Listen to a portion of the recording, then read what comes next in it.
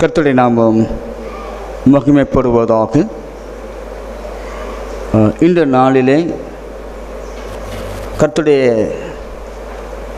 சபையாராக, ஊழியராக, விசுவாசிகள், பொறுப்பொருள் இருக்கிற மூப்பொருளாக கடந்து வந்திருக்கிறதான தேவனுடைய பிள்ளைகள் யாவரையும் ஒரு விசை காரைக்குடி அருணோதயம் திருச்சபையின் சார்பாக உங்களை வாழ்த்தி வரவேற்பதில் மிக்க மகிழ்ச்சி அடைகிறோம். நாம் ஜெபித்து 2 பாடல்கள் பாடப்படும். ஒரு பாடல் ஸ்தோத்திரம் இயேசுநாதா உமக்கென்று ஸ்தோத்திரம் இயேசுநாதா பாட்டு புக்கிலே 16வது பாடல். அந்த பாடலை பின்பதாக என்ன நாவில் புது பாட்டு 202வது பாடல். அந்த பாடல் 2 கவிகள் பாடின பின்பதாக இங்கேருந்து பாடிக்கொண்டு ஞானஸ்தானம் எடுக்கப் போகிறோம். பாப்பா என்ற அம்மா அவர்கள் ஞானஸ்தானம் இன்றைக்கு கர்த்தருடைய கட்டளைக்கு கீழ்ப்படிந்திருக்கிறார்கள். ஏற்கனவே அவங்களுக்கு ஞானஸ்தானத்தை குறித்து காரியங்களை திருச்சபையின் சார்பாக அறிவிக்கப்பட்டிருக்கிறது சொல்லியிருக்கிறோம். நேற்று தினத்தில் போய் அவங்க வீட்டில் கூடி நாங்கள் ஜெபித்து ஞானஸ்தானத்துக்குரிய கூட்டத்துக்குரிய காரியத்தை குறித்து பேசியிருக்கிறோம். அதனாலே ஞானஸ்தானத்துக்குரிய ஆலோசனை செய்து இப்போதைக்கு இல்லை. ஞானஸ்தானத்துக்காக ஜெபம் ஒன்றும் பாடல் பாடி போய் ஞானஸ்தான நிகழ்ச்சி நடைபெறும். இந்த கூட்டத்தை ஆரம்பமாக சபையில் பொறுப்பாக இருக்கிற சகோதரன் அழகர் அவர்கள் வந்து இந்த கூட்டத்திற்காக ஜெபித்து இந்த கூட்டத்தை நாம் ஆரம்பிக்கலாம்.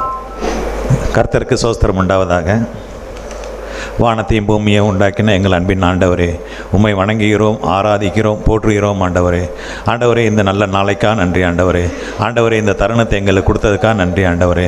ஆண்டவரே, நீங்கள் எங்கள் மீது வைத்துள்ள அளவில்லாத அன்பிற்காக நன்றி ஆண்டவரே. ஆண்டவரே, இந்த ராமநாதபுரம் சிவகங்கை மாவட்ட கிறிஸ்தவ சபையினுடைய ஐக்கிய கூட்டமும் சோஸ்தர கூட்டமும் ஊழியர் அர்ப்பணிப்பு விழாவும் 3ஐயும் ஒன்றாக சேர்த்து நடத்துவதற்கு நீங்கள் பாராட்டின கிருபைக்காக நன்றி ஆண்டவரே. இடுமாய் மன்றாடி வேண்டுகிறேன் எங்கள் ஜீவனுள்ள நல்ல பிதாவே.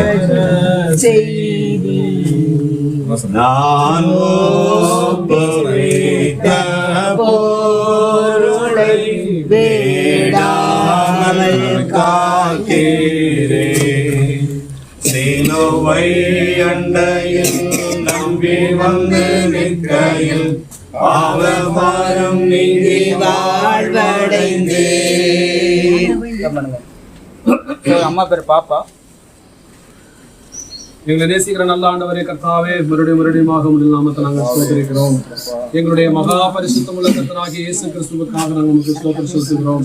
அவருடைய கிருபையினாலே இந்த உலகத்திலே ஜாதிகளாக, வம்சங்களாக, கோத்திரங்களாக, பாஷைக்காரர்களாக பிரிந்து கிடந்ததான எங்களை சிலுவையிலே நீர் சிந்தினதான இரத்தத்தினாலே கர்த்தாவை நீர் சம்பாதித்து ஒரே தகப்பனுடைய பிள்ளைகளாக நீர் மாற்றியிருக்கிறதற்காய் ஸ்தோத்திரம்.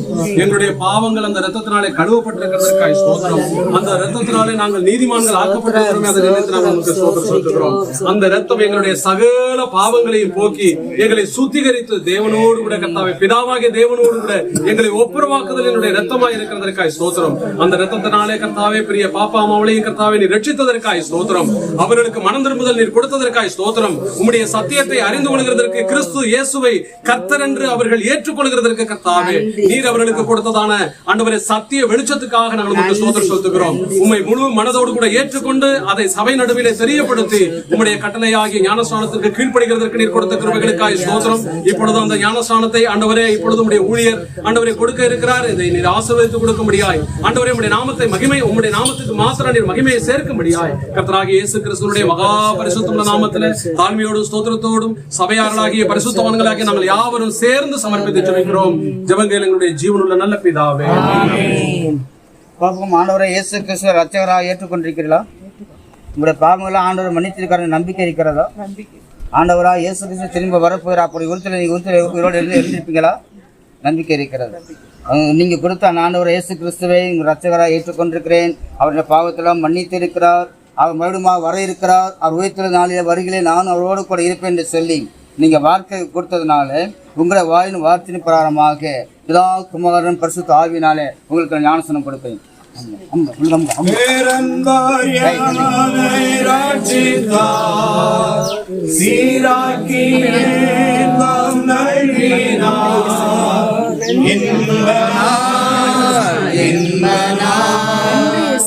என் பாவம் நீர் போனார்.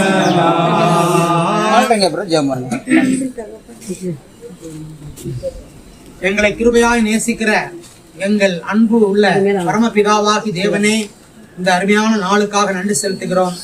ஆண்டவரே, இந்த ஸ்தோத்திர கூட்டத்திலும் இந்த ஊழியர் பிரதிஷ்டை நிகழ்ச்சியிலும் நாங்கள் எல்லோரும் கர்த்தாவே என்னுடைய பிள்ளைகளாக, சகோதர சகோதரிகளாக இந்த இடத்திலே கூடி வரும்படியான கிருபையை கொடுத்ததற்காக நன்றி செலுத்துகிறோம். பாரீரரு நோதயம் போல் உதித்து வரும் இவர் யாரோ, பாரீரரு நோதயம் போல் உதித்து வரும் இவர் யாரோ, முகம் சூரியன் போல் பிரகாசம், சத்தம் பெருவெல்ல இரைச்சல் போல, முகம் சூரியன் போல் பிரகாசம், சத்தம் பெருவெல்ல இரைச்சல் போல, இயேசுவே ஆத்மநேசரே, சாரோனின் ரோஜாவே, லீலி புஷ்பமுமா, பதினாயிரங்களில் சிறந்தோ, பதினாயிரங்களில் சிறந்தோ. கர்த்தருடைய நாமம் மகிமைப்படுவதாக. ராமநாதபுரம் சிவகங்கை மாவட்ட ஐக்கிய கூட்டம் இந்த நாளிலும் கூட இங்கே சிறப்பாக நடைபெற இருக்கிறதுக்காக கர்த்தரை நான் மகிமைப்படுத்தினேன், ஸ்தோத்திரம் செலுத்துகிறேன். இதற்காக வெளியூரிலிருந்து மழை வெயிலிலும் பாராமல் கடந்து வந்திருக்க ஒவ்வொரு சகோதரிகளையும் நாங்கள் அன்போடு வரவேற்கிறோம். நாங்கள் எங்கள் காரைக்குடி சகோதரன் சபையின் சார்பாக அன்போடு எல்லாரையும் வரவேற்பதில் மகிழ்ச்சி அடைக்கிறோம். செய்தி கொடுப்பதற்காக டுவார்ட்ஸ் பைபிள் காலேஜிலிருந்து வந்திருக்கிற டாக்டர் சகோதரன் சைசு வர்க்கி அவர்களை அன்போடு அழைக்கிறோம். ஒரு சில நேரம் என்னுடைய சாட்சியை நான் சொல்லுகிறேன். அதற்கு பின்பதாக இந்த சபையிலே முத வந்த விசுவாசி, இந்த ஊழியத்துக்கு நாங்கள் வந்தது முத வந்த விசுவாசி, அவன் தான் விசுவாசி எங்கள் வாழ்க்கையில், எங்கள் குடும்பத்தில் அமைக்குரிய வாழ்க்கையில் முதல் மகன் என்று அவனு சொல்வேன். அவரும் கொடைரோடு, அவர் சொந்த ஊர் கோயம்புத்தூர் பட்டணத்தில் இருக்கிறார். இன்றைக்கு அவர் வந்திருக்கிறார். அவர் ஒரு சில நேரம் அந்த அவன் நாட்களிலே சொன்ன சாட்சி சொல்லுவான். அதுக்கு பின்பாக ஊழியக்காரர் அர்ப்பணம் செய்திருக்கிறதான தம்பி சிமியன் ராஜ் தன்னுடைய ஊழியத்தின் சாட்சியை சொல்லுவார். 3 நபர்கள் இந்த காரியங்களுக்காக எங்களை ஊழியத்தில் அழைத்து வந்ததற்காகவும், இம்மட்டும் ஆண்டு எங்களை நடத்தி வந்ததற்காகவும், இனிமேல் நடத்தப் போகிறவராக இருக்கிறார் அதற்காகவும், தம்பி சிமியன் ராஜுடைய காரியங்களுக்காக 3 நபர்கள் ஆண்டவருக்காய் துதியும் ஸ்தோத்திரத்தையும் கர்த்தரால் ஏவப்பட்ட தேவ பிள்ளைகள் 3 நபர்கள் ஏறெடுத்து ஜெபித்த பின்பாதாக சிவகங்கை ராமபுரம் மாவட்டத்துடைய ஐக்கிய கூட்டத்துடைய ஜெப குறிப்பு வரும். அதுக்கு பின்பாதாக கர்த்தருடைய வார்த்தைக்கு கடந்து போகலாம். இப்பொழுது எங்களுடைய மூத்த சகோதரன் அவர்களும் கர்த்தருடைய சங்கீதத்தை வாசிப்பார்கள். அதுக்கு பின்பாக நிகழ்ச்சிக்கு நம்ம கடந்து போகலாம். தேவநாமம் மகிமைப்படுவதாக.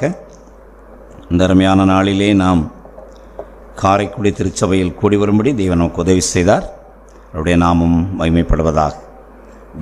வேத புத்தகம் கொண்டு வந்திருக்கிற எல்லாரும் வேதத்தை திறந்து வைங்க. 96வது சங்கீதம். கர்த்தருக்கு புதுப்பாட்டை பாடுங்கள், பூமியின் குடிகளே எல்லாரும் கர்த்தரை பாடுங்கள். கர்த்தரை பாடி அவருடைய நாமத்தை ஸ்தோத்தரித்து நாளுக்கு நாள் அவருடைய ரட்சிப்பை சுவிசேஷமாய் அறிவியுங்கள். ஜாதிகளுக்குள் அவருடைய மகிமையையும் சகல ஜனங்களுக்குள்ளும் அவருடைய அதிசயங்களையும் விவரித்து சொல்லுங்கள். கர்த்தர் பெரியவரும் மிகவும் ஸ்தோத்தரிக்கப்படத்தக்கவருமாய் இருக்கிறார். எல்லா தேவர்களிலும் பயப்படத்தக்கவர் அவரே. சகல ஜனங்களுடைய தேவர்களும் விக்கிரகங்கள் தானே, கர்த்தரோ வானங்களை உண்டாக்கினவர். மகிமையும் கனமும் அவர் சமூகத்தில் இருக்கிறது, வல்லமையும் மகத்துவமும் அவர் பரிசுத்த ஸ்தலத்தில் உள்ளது. ஜனங்களின் வம்சங்களே, கர்த்தருக்கு மகிமையையும் வல்லமையும் செலுத்துங்கள், கர்த்தருக்கே அதை செலுத்துங்கள். கர்த்தருக்கு அவருடைய நாமத்திற்குரிய மகிமையை செலுத்தி காணிக்கைகளை கொண்டு வந்து அவருடைய பிரகாரங்களில் பிரவேசியுங்கள். பரிசுத்த அலங்காரத்துடனே கர்த்தரை தொழுது கொள்ளுங்கள். பூலோகத்தாரே நீங்கள் யாவரும் அவருக்கு முன்பாக நடுங்குங்கள். கர்த்தர் ராஜரீகம் பண்ணுகிறார், ஆகையால் பூச்சக்கரம் அசையாதபடி உறுதிப்பட்டிருக்கும். அவர் ஜனங்களை நிதானமாய் நியாயம் தீர்ப்பார் என்று ஜாதிகளுக்குள்ளே சொல்லுங்கள். வானங்கள் மகிழ்ந்து பூமி பூரிப்பாகி சமுத்திரமும் அதன் நிறைவும் முழங்குவதாக, நாடும் அதிலுள்ள யாவும் களி கூறுவதாக. அப்பொழுது கர்த்தருக்கு முன்பாக காட்டு விருட்சங்களெல்லாம் கெம்பீரிக்கும். அவர் வருகிறார், அவர் பூமியை நியாயம் தீர்க்க வருகிறார். அவர் பூலோகத்தை நீதியோடும் ஜனங்களை சத்தியத்தோடும் நியாயம் தீர்ப்பார். தேவநாமம் மகிமைப்படுவதாக. துதித்திடுவேன் தூயாதி தூயவரே, தூதில் மத்தியில் வாசம் செய்பவரே. துதித்திடுவேன் தூயாதி தூயவரே, தூதில் மத்தியில் வாசம் செய்பவரே. நல்ல மேய்ப்பன் ஆத்துமனேசரவர்,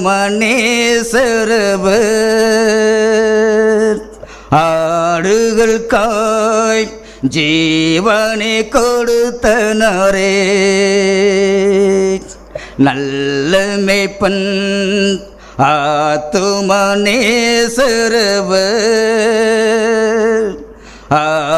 ஆடுகளுக்காய் ஜீவனை கொடுத்தனரே. துதித்திடுவேன் தூயாதி தூயவரே, துதில் மத்தியில் வாசம் செய்பவரே. பாவத்தினால் மரித்து கிடந்த என்னை கிறிஸ்துடனே உயிர் பெற செய்தனரே. பாவத்தினால் மரித்து கிடந்த என்னை கிறிஸ்துடனே உயிர் பெற செய்தனரே. துதித்திடுவேன் தூயாதி தூயவரே, துதில் மத்தியில் வாசம் செய்பவரே. பாவிகளை ரட்சிக்க வந்தனரே, பரமன் இயேசு பாரில் மரித்தனரே. பாவிகளை ரட்சிக்க வந்தனரே, பரமன் இயேசு பாரில் மரித்தனரே. துதித்திடுவேன் தூயாதி தூயவரே, துதில் மத்தியில் வாசம் செய்பவரே. பாவியான மனுஷன் என்றனரே, வேதபரன் பரிசேயர் சதிசேயர்கள். பாவியான மனுஷன் என்றனரே, வேதபரன் பரிசேயன் ஆசாரியர். பாவிகளே ரட்சிக்க வந்தேன் என்றார், பரமன் இயேசு பாரில் மரித்தனரே. பாவிகளே ரட்சிக்க வந்தனரே, பரமன் இயேசு பாரில் மரித்தனரே. அவ உயிர் தெழுந்து எழுந்தனரே. பாவியாய் இந்த என்னை இந்த பரமன் இயேசு என்னை தேடி வந்தார். பாவத்திலிருந்த என்னை மீட்டு இன்னைக்கு கிறிஸ்துவுடனே கூட உயிர் பெற செய்து முளையான சேற்றிலும் இருந்து என்னை தூக்கி எடுத்து இன்றைக்கு கண்மலையிலே என்னை நிற்க செய்திருக்கிறார். நான் ஒரு பெரிய பாடுவரும் அல்ல, பாடுகளுடைய கவிஞனும் அல்ல. 25 வருடங்கள் ஆகிறதுன்னு ஊழியத்தில் கடந்து வந்து 1999 ஜூன் மாதம் இந்த பட்டணத்திற்கு நாங்கள் கடந்து வந்தோம். என்னுடைய மூத்த மகள் 5 வயது, என்னுடைய இளைய மகள் 3 வயது, என்னுடைய 3வது மகளுக்கு 2 வயது, என்னுடைய சிமியோன் ராஜ் 6 மாதம் கை குழந்தை. இந்த பட்டணத்திற்கு நாங்கள் கடந்து வந்தோம். கர்த்தர் இம்மட்டும் எங்களை இந்த 25 வருட காலமாக எங்களை நடத்தி வந்தார். பரம்பக்குடி நற்செய்தி மன்ற திருச்சபையார் எங்களை ஊழியத்திற்காக ஜெபித்து புதன்கிழமை ஒவ்வொரு புதன்கிழமையும் ஒரு ஜெபக்கூட்டம் நடக்கும். அந்த ஜெபக்கூட்டம் நடந்த பின்பு ஞாயிற்று கூட்டம் நடந்தது. வியாழக்கிழமை நாங்கள் புறப்பட்டு இந்த பட்டணத்திற்கு கடந்து வந்தோம். அன்றைக்கு என்னுடைய ஊழியத்திற்கு வந்து இடம் பார்த்து ஊழியத்தில் அமர்ந்து வைத்து போன அனைத்து தேவதாசர்கள் இன்றைக்கு பரலோகத்திலே இலைப்பாரி கொண்டிருக்கிறார்கள். சோழர் செல்லையா ஊழியக்காரர், சோழர் மனோசே, அவங்க எல்லாம் இன்றைக்கு கர்த்தர் இலைப்பாரி கொண்டிருக்கிறார்கள். ஆனாலும் கர்த்தர் எங்களை இந்த பகுதியிலே கொண்டு வந்து இம்மட்டும் நாங்கள் ஒரு 95 98 வரைக்கும் நான் குடும்பமாக கோயம்புத்தூரில் ஒரு கம்பெனியில் நான் வேலை செய்தேன். அங்கே தான் அதை வேணாம் எழுதி கொடுத்து விட்டு நாங்கள் 99 நாங்கள் சிமியன் 6 மாதம் இருக்கும்போது ஊருக்கு வந்தோம். அவன் பிறந்து 6 மாதத்துக்கு பின்பதாக நாங்கள் தூக்கி கொண்டு இந்த காரைக்குடி பட்டணத்துக்கு வந்தோம். எனக்கு இந்த காரைக்குடி பட்டணத்தில் ஒரே ஒரு நபர் மட்டும் எங்கள் சொந்தக்காரர் ஒருத்தர் இருந்தார். அவர் சிஎஸ்சியில் ஒரு மெம்பராக இருக்கிறார். அப்போ எங்களுடைய உறவினர் சொன்னாங்க, நீ இப்போது அவர் ஒரு கிறிஸ்டின் தான், உனக்கு எல்லா காரியமும் உனக்கு உதவி செய்வார் என்று சொல்லி அனுப்பினார். அப்போ நான் இந்த பட்டணத்துக்கு தேடி அவரை கண்டுபிடித்தேன். அவர் சொன்னார், தம்பி நீங்கள் வந்தது நல்லது, 1 வருஷம் மாத்திரம் இந்த காரைக்குடி பட்டணத்தில் நீங்கள் தாக்கு பிடிச்சிட்டிங்கன்னா அப்புறம் உங்களை ஒன்றும் அசைக்க முடியாது என்று சொன்னார். எனக்கு எதற்கு நான் போச்சு, ஏன்னா இந்த மனுஷன் நம்பி வந்தோம். ஒரு மனுஷன் தான் காரைக்குடி டு பரம்பக்குடி, பரம்பக்குடி டு இந்த போர்டை மட்டும்தான் நான் பார்த்தேன். ஊர் எனக்கு தெரியாது. எங்கள் ஊருக்கு காரைக்குடின்னு போர்டு வரும், இந்த பஸ்ஸை பார்ப்பேன், அதுதான். நான் 88 பைபிள் ஸ்கூலில் படிக்கும் பொழுது விசாரித்த பொழுது காரைக்குடியிலே நம்மளோட சகோதர சபை கிடையாது. எப்போது 88 பைபிள் ஸ்கூலில் படிக்கும்போது. அப்போ நான் ஆண்டவர்கிட்ட சொன்னேன், உங்களுக்கு சித்தர்க்குமானால் நான் காரைக்குடிக்கு என்ன செய்கிறேன், ஊழியத்துக்காக நான் கடந்து போகிறேன் என்று சொன்னேன். அதுக்கு பிறகு 88 வந்து அப்புறம் 89 90 ஆகி 90 எனக்கு திருமணமானது. 90 99 வரைக்கும் ஊழியத்துக்கு போவோம்னா பல பிஸ்னஸ் வேலையெல்லாம் பார்த்து என்ன ஒன்றும். அப்போ நான் சொன்னேன், ஊழியத்துக்கு போகிறேன், விருப்பம் இருக்கிறது, போவேன்னு சொல்லி மனைவி சொன்னார், நீ முதலாவது எனக்கு சோறை போடு, என் மனைவிக்கு சோறை போடு, அது சோறை போட்டுட்டேன்னா உனக்கு ஊழியத்துக்கு போயிடலான்னு சொன்னான். அதோட வம்பாக இருக்குது. ஆனால் அந்த மாதிரி கஷ்டமான சூழ்நிலை, எல்லாம் பிஸ்னஸ் எல்லாம் தோல்வி, கடன். அப்போ ஆண்டோடு சொன்னேன், அவள் என்னைக்கு வாயால் சொல்கிறாளோ அப்போ தான் ஊழியத்துக்கு. ஆனால் இங்கே வந்துட்டு ஏடா சோறு போடல கஞ்சி போடலன்னு சொல்லி கேட்டானா யாருக்கு அவமானம்? அவருக்கு தான் அவமானம். என்னைக்கு அவள் வாயால் ஊழியத்துக்கு போவோம் என்று சொல்கிறாளோ அப்போ தான் புறப்பட்டு வருவேன்னு சொல்லி அதோடு ஆண்டோடு சொல்லிவிட்டு நான் கோயம்புத்தூர் வேலைக்கு நான் குடும்பமாக போய்விட்டோம். 98 லாஸ்ட்டில் சொன்னாள், ஊழியத்துக்கு போவோம் என்று சொன்னாள். அவள் சொன்னதுக்கு ஒரு காரணம் இருக்கிறது, சும்மா ஒன்றும் சொல்லலை. என்னடி சொன்னேன் கேட்டேன், இல்லை மன்னிச்சுக்கிறங்கன்னு சொல்லுங்கன்னு சொன்னான். மன்னிச்சுக்க, சரி நான் மன்னிச்சான்னா மன்னிக்கட்டா என்ன, நீ விஷயத்த சொல்லு நான் சொன்னேன். அப்போ தான் சொன்னான், ஏற்கனவே 3 குழந்தை நமக்கு இருக்கிறது, அதுவும் கோயம்புத்தூர் பட்டணத்தில் 30 ரூபா எனக்கு வருமானம் சம்பளம் கம்பெனியில். நீ 30 ரூபாயை வச்சுக்கிட்டு 3 பிள்ளையை வச்சுக்கிட்டு ஊர் சாணம் போன பேசுகிறாங்க. 4வது பொம்பளை பிள்ளை ஆகிடுச்சுன்னா கஷ்டம். அதனால் உங்களுக்கு தெரியாமல் என்ன செய்து விட்டேன், இந்த குழந்தை வேண்டாம் என்று சொல்லி 3 மாதமாக என்ன செய்து கொண்டிருக்கிறேன், மருந்து சாப்பிட்டு கொண்டு இருக்கிறேன். எத்தனை மாதமாக? 3 மாதம். நாட்டு வைத்தியம், அலோபதி, இங்கிலீஷ் மருந்து எனக்கு தெரிஞ்ச ஒரு நர்ஸு மேரி நான் ஒரு கிறிஸ்டின் சொல்லும்போது அவங்களுக்கு ரொம்ப சந்தோஷம். அவங்க போகிற நேரம்னா அள்ளி கொடுத்துருந்த நர்ஸு மாற்ற சாப்பிடுங்கன்னு சொல்லி என்னமோ இது அள்ளி கொடுக்குற மாதிரி. 3 மாதத்துக்கு பிறகு ஒன்றும் செய்ய முடியாது, ஒன்றுமே செய்ய முடியாது, வெளியேற்றவும் முடியாது.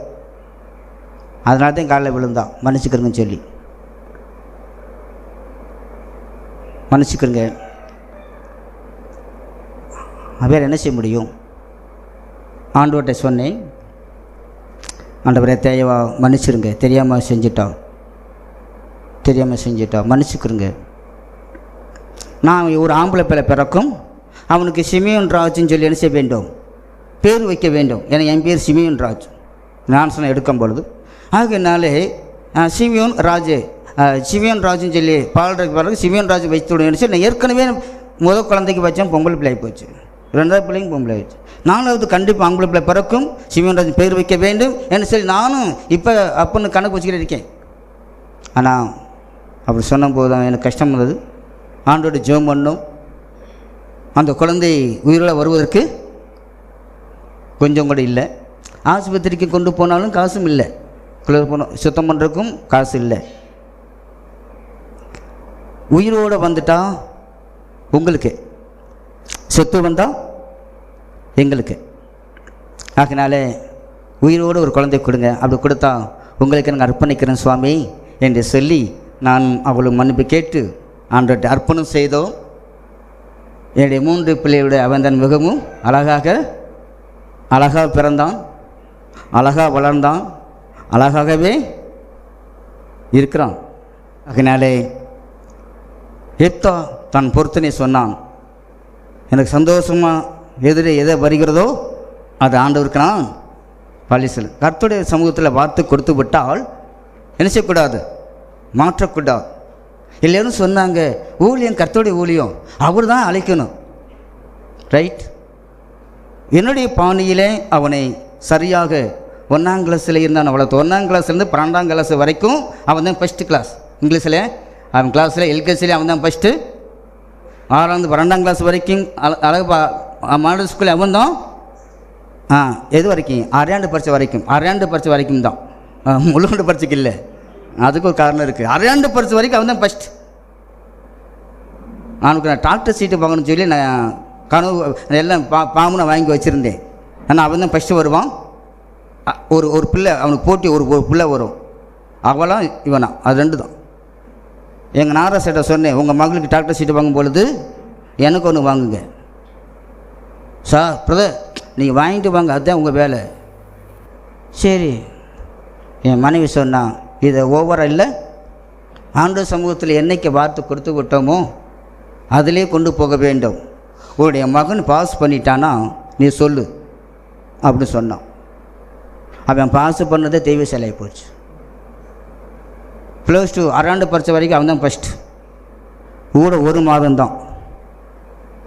எல்லா பிள்ளைகளும் பெயிலாக மார்க்கு பாஸ் பண்ணிட்டான், ரொம்ப கம்மி. யாராவது சந்தோஷப்படுவாங்களா? முதல் சந்தோஷப்பட்டது என் மனைவி தான். 3 பிள்ளைகள் டீச்சரை விட பயங்கரமாக கண்டித்து வளர்த்துக்கக்கூடியவள். சரி வளர்ப்போம். ஒழுங்காக படித்து வந்தாலும் ஃபஸ்ட்டு வந்திருப்பான். நீ என்னைக்கு வாய் வச்சியோ நான் என்னச்சேன், டாக்டர் ஊழியத்தில் நல்லா இருக்குமே ஒரு லைன். அந்த டாக்டரோட இந்த டாக்டர் தான் நல்ல டாக்டர், ஆய்வுக்குரிய டாக்டர். ஜெபம் பண்ணோம், வளர்த்தோம் அவனை. அப்போ சொன்னாங்க பைபிள் ஸ்கூலுக்கு போகணும், டாக்டருக்கு சயின்ஸ் குறிப்பு எடுக்க போகணும். எப்போ சொன்னாங்க, என்ன சார் டாக்டர் படிக்க போகிறீங்களா அப்படின்னு கேட்டாங்க. ஆனால் அவன் தான் ஃபஸ்ட்டு. ஸ்கூலுக்கே தெரியும் அழகப்பா காரைக்குடி. அவங்களுக்கு இப்போ நான் ஊழியக்காரனை அனுப்ப போகிறேன், பாஸ்டருக்கு அனுப்ப போகிறேன்னு சொன்னால் அவங்களுக்கு புரியுமா? புரியாது. ஆமாம்மா அவன் டாக்டர் தான், டாக்டருக்கு படிக்க வைக்க போகிறேன், ஃபஸ்ட்டு குறிப்பு கொடுங்க சயின்ஸ். உங்களுக்கு இல்லை, இவன் தான் ஃபஸ்ட்டு, இவனுக்கு இல்லாத சீட்டா சார் அப்படின்னு சொன்னாங்க. ஆனால் உலகத்தில் இல்லாட்டாலும் ஆவிக்குரிய ஒரு டாக்டராக, ஆன்மாவை உயிர்ப்பிக்கிற ஒரு டாக்டராக இன்றைக்கு அவன் ஊழியக்காரனாக இருக்கின்றான். மறுபடியும் அவன் ஆண்டவர் பேசினார், பைபிள் காலேஜ் படிக்க வச்சோம். எல்லாத்தையும் சொல்லுவான், எங்களுடைய விருப்பம் இல்லை, நாங்கள் பொருத்தம் பண்ணோம். ஆனால் ஆண்டவர் அவனோடு கூட பேசினார். அதுக்கு பின்பதாக தான் அவன் அர்ப்பணித்தோம். ஆகையினாலே தேவன் எங்கள் இந்த 25 வருட காலமாக எங்களுக்கு 3 பொம்பளை பிள்ளை, 1 ஆம்பளை பிள்ளை. அதனால 3 பொம்பளை பிள்ளையும் கல்யாணம் ஆகியாச்சு. இன்றைக்கு 4வது மகனாக ஆண்டு உழைத்திருக்கிறார். இது முப்பெரும் விழாவல்ல, 50 விழாவாக கூட நான் சொல்ல முடியும். ஏனென்றால் இது முதலாவது சிவகங்கை ராமநாதபுரம் மாவட்டத்துடைய ஐக்கிய கூட்டம், 2வது எங்களுடைய திருச்சபையுடைய ஸ்தோத்திர கூட்டம், 3வதாக ஊழியருடைய அர்ப்பணிப்பு கூட்டம், 4வதாக என்னுடைய மகள் திருமணத்துக்காக ரொம்ப நாளாக ஜெபித்து கொண்டு இருந்தோம். திருமணம் நல்லபடியாகவே அதுவும் எங்களுக்கு நல்லபடியாக நடந்து கிடந்தது. அதனால் எல்லா காரியத்திலையும் ஆண்டவர் எங்களுக்கு நன்மை செய்தால் துதித்திடுவேன் என் தூயாதி தூயவரை. அதில் இன்னும் துதிக்க, அவரை ஸ்தோத்திரிக்க, தொடர்ந்து எங்கள் ஊழியத்தின் பாதையிலே எங்களை நடத்த தொடர்ந்து எங்களுக்காக வேண்டிக் கொள்ளுங்கள். இப்போ எங்களுடைய திருச்சபை ஆரம்பத்தில் வந்த முத அவன் தான் விசுவாசி. இந்த காலேஜுக்கு படிக்க முறையாக வந்தார். அந்த சகோதரனை இப்பொழுது அழைக்கின்றேன். ஒரு சில நிமிடங்கள் அவருடைய அனுபவத்தில் நாங்கள் எப்படி நான் இருந்தோம், இன்றைக்கு எப்போ நாங்கள் இருக்கணும் சொல்லி கர்த்தர் நாமத்தை மையப்படுத்த ஏதுவாக கொடையூர் ரோட்டிலே இருந்து வந்த சகோதரன் அந்தோணி பாய்க்கரச்சு அவர்களை நாங்கள் வரவேற்கிறோம். என்னுடைய நாம் மையப்படுவதாக இந்த நாளிலே இங்கே இருக்கக்கூடிய திருச்சபையாரோடு சேர்ந்து ஒரு சிறிய சாட்சியை பகிர்ந்து கொள்வதில் நான் சந்தோஷமடைகிறேன். அநேக நாட்கள் ஏறத்தாழ 22 வருடங்களுக்கு பின்பதாக இந்த பகுதிக்கு திரும்பவும் வருகிறேன். சுத்தமாக ஒரு வீதி கூட ஞாபகம் இல்லை. நான் இப்போ பஸ் வர்றப்ப பழைய பஸ் ஸ்டாண்டு அப்படின்னு சொல்லி சொல்கிறாங்க, எந்த இடமுமே எனக்கு ஞாபகம் இல்லை. படித்து முடித்ததுக்கு பின்பதாக நான் ஃபஸ்ட்டு ஒசூர், அதுக்கப்புறம் பெங்களூர், அதுக்கப்புறம் கோயம்புத்தூர், அதற்கு பின்பதாக துபாயில் ஒர்க் பண்ணிவிட்டு வந்து என்னோடய நீண்ட நாள் ஆசையின்படியாக ஒரு 30 வயசுக்கு மேலே அடுத்தவங்கள்ட்ட வேலை செய்யக்கூடாது, சொந்தமாக ஸ்டார்ட் பண்ணோம் அப்படின்னு சொல்லி நினச்சிட்டு இருந்த அந்த ஆசை எனது 30 வயதில் நிறைவேறினது. அதே போல் நான் சொந்தமாக கேட் கேம்ப் சென்டரை கோயம்புத்தூரில் கணபதி பகுதியில் ஆரம்பித்து நடத்தி கொண்டிருக்கிறேன். இந்த நாட்களில் எனக்கு தெரிந்த அநேக முகங்களை பார்ப்பது மிகுந்த சந்தோஷம். ஏனென்றால் இங்கே இருக்கக்கூடிய சகோதரர்கள் மானாமதுரை, பரமக்குடி, இந்த பகுதியில் இருக்கக்கூடிய சகோதரர்கள்லாம் அநேகர் இந்த இடத்துல வந்திருக்கிறீங்க. எனக்கு ரொம்ப சந்தோஷம். சில ஆரம்ப நாட்களில் இந்த ஊழியம் ஆரம்பிக்கப்பட்ட அந்த நாட்களில் நான் ஐக்கியப்பட்டு வந்த சபையாக இருப்பதினாலே நான் கோயம்புத்தூர்லேருந்து வந்தேன். நேற்றே எங்கள் தோட்டத்துக்கு வந்துட்டு கொடையூர் ரோட்டுக்கு வந்துட்டு இங்கே வந்தேன். நான் சின்ன சின்ன காரியங்களை ஞாபகப்படுத்த வேண்டும், உங்களை உற்சாகப்படுத்த வேண்டும் என்பதற்காக விரும்புகிறேன். ஏனென்றால் நாம் அநேக இடங்களிலே நாம் மாதமானால் வேலை செய்கிறோம், சம்பாதிக்கிறோம், நமக்கு மாதமானு சம்பளம் கைக்கு வந்துடும். அப்போ நாம் எந்த ஒரு பிஸ்னஸ் பண்ணாலும் அந்த பிஸ்னஸில் நல்ல ஒரு வருமானத்தை நாம் செய்கிற வேலைக்குரிய பலனை நாம் முதலாவது நாம் பெற்றுக்கொள்ள முடியும் என்ற நம்பிக்கை இருக்குது. ஆனால் ஊழியம் அவ்வளவு சாதாரணமாக ஆரம்பித்து விட முடியாது. இங்கே இருக்கிற அநேக ஊழியர்கள் உண்டு. ஒரு சபையை ஒரு இடத்துல உருவாக்க வேண்டும் என்றால் இங்கே இருக்கிற அநேக தேவதாசர்கள் உண்டு.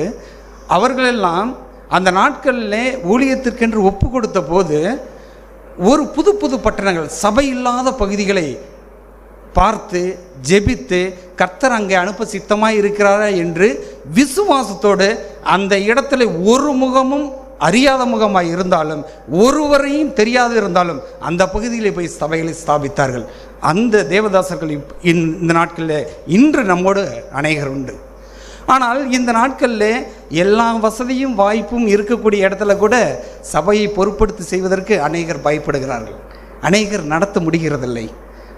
பல பிரச்சனைகளை நாம் எதிர்கொள்கிறோம். ஆனால் நான் பார்த்தபோது நான் 10வது படிக்கும்போது ரசிக்கப்பட்ட 97, அடுத்தது +2 படிக்கும்போது ஞானஸ்நானம் எடுத்திருந்தேன்.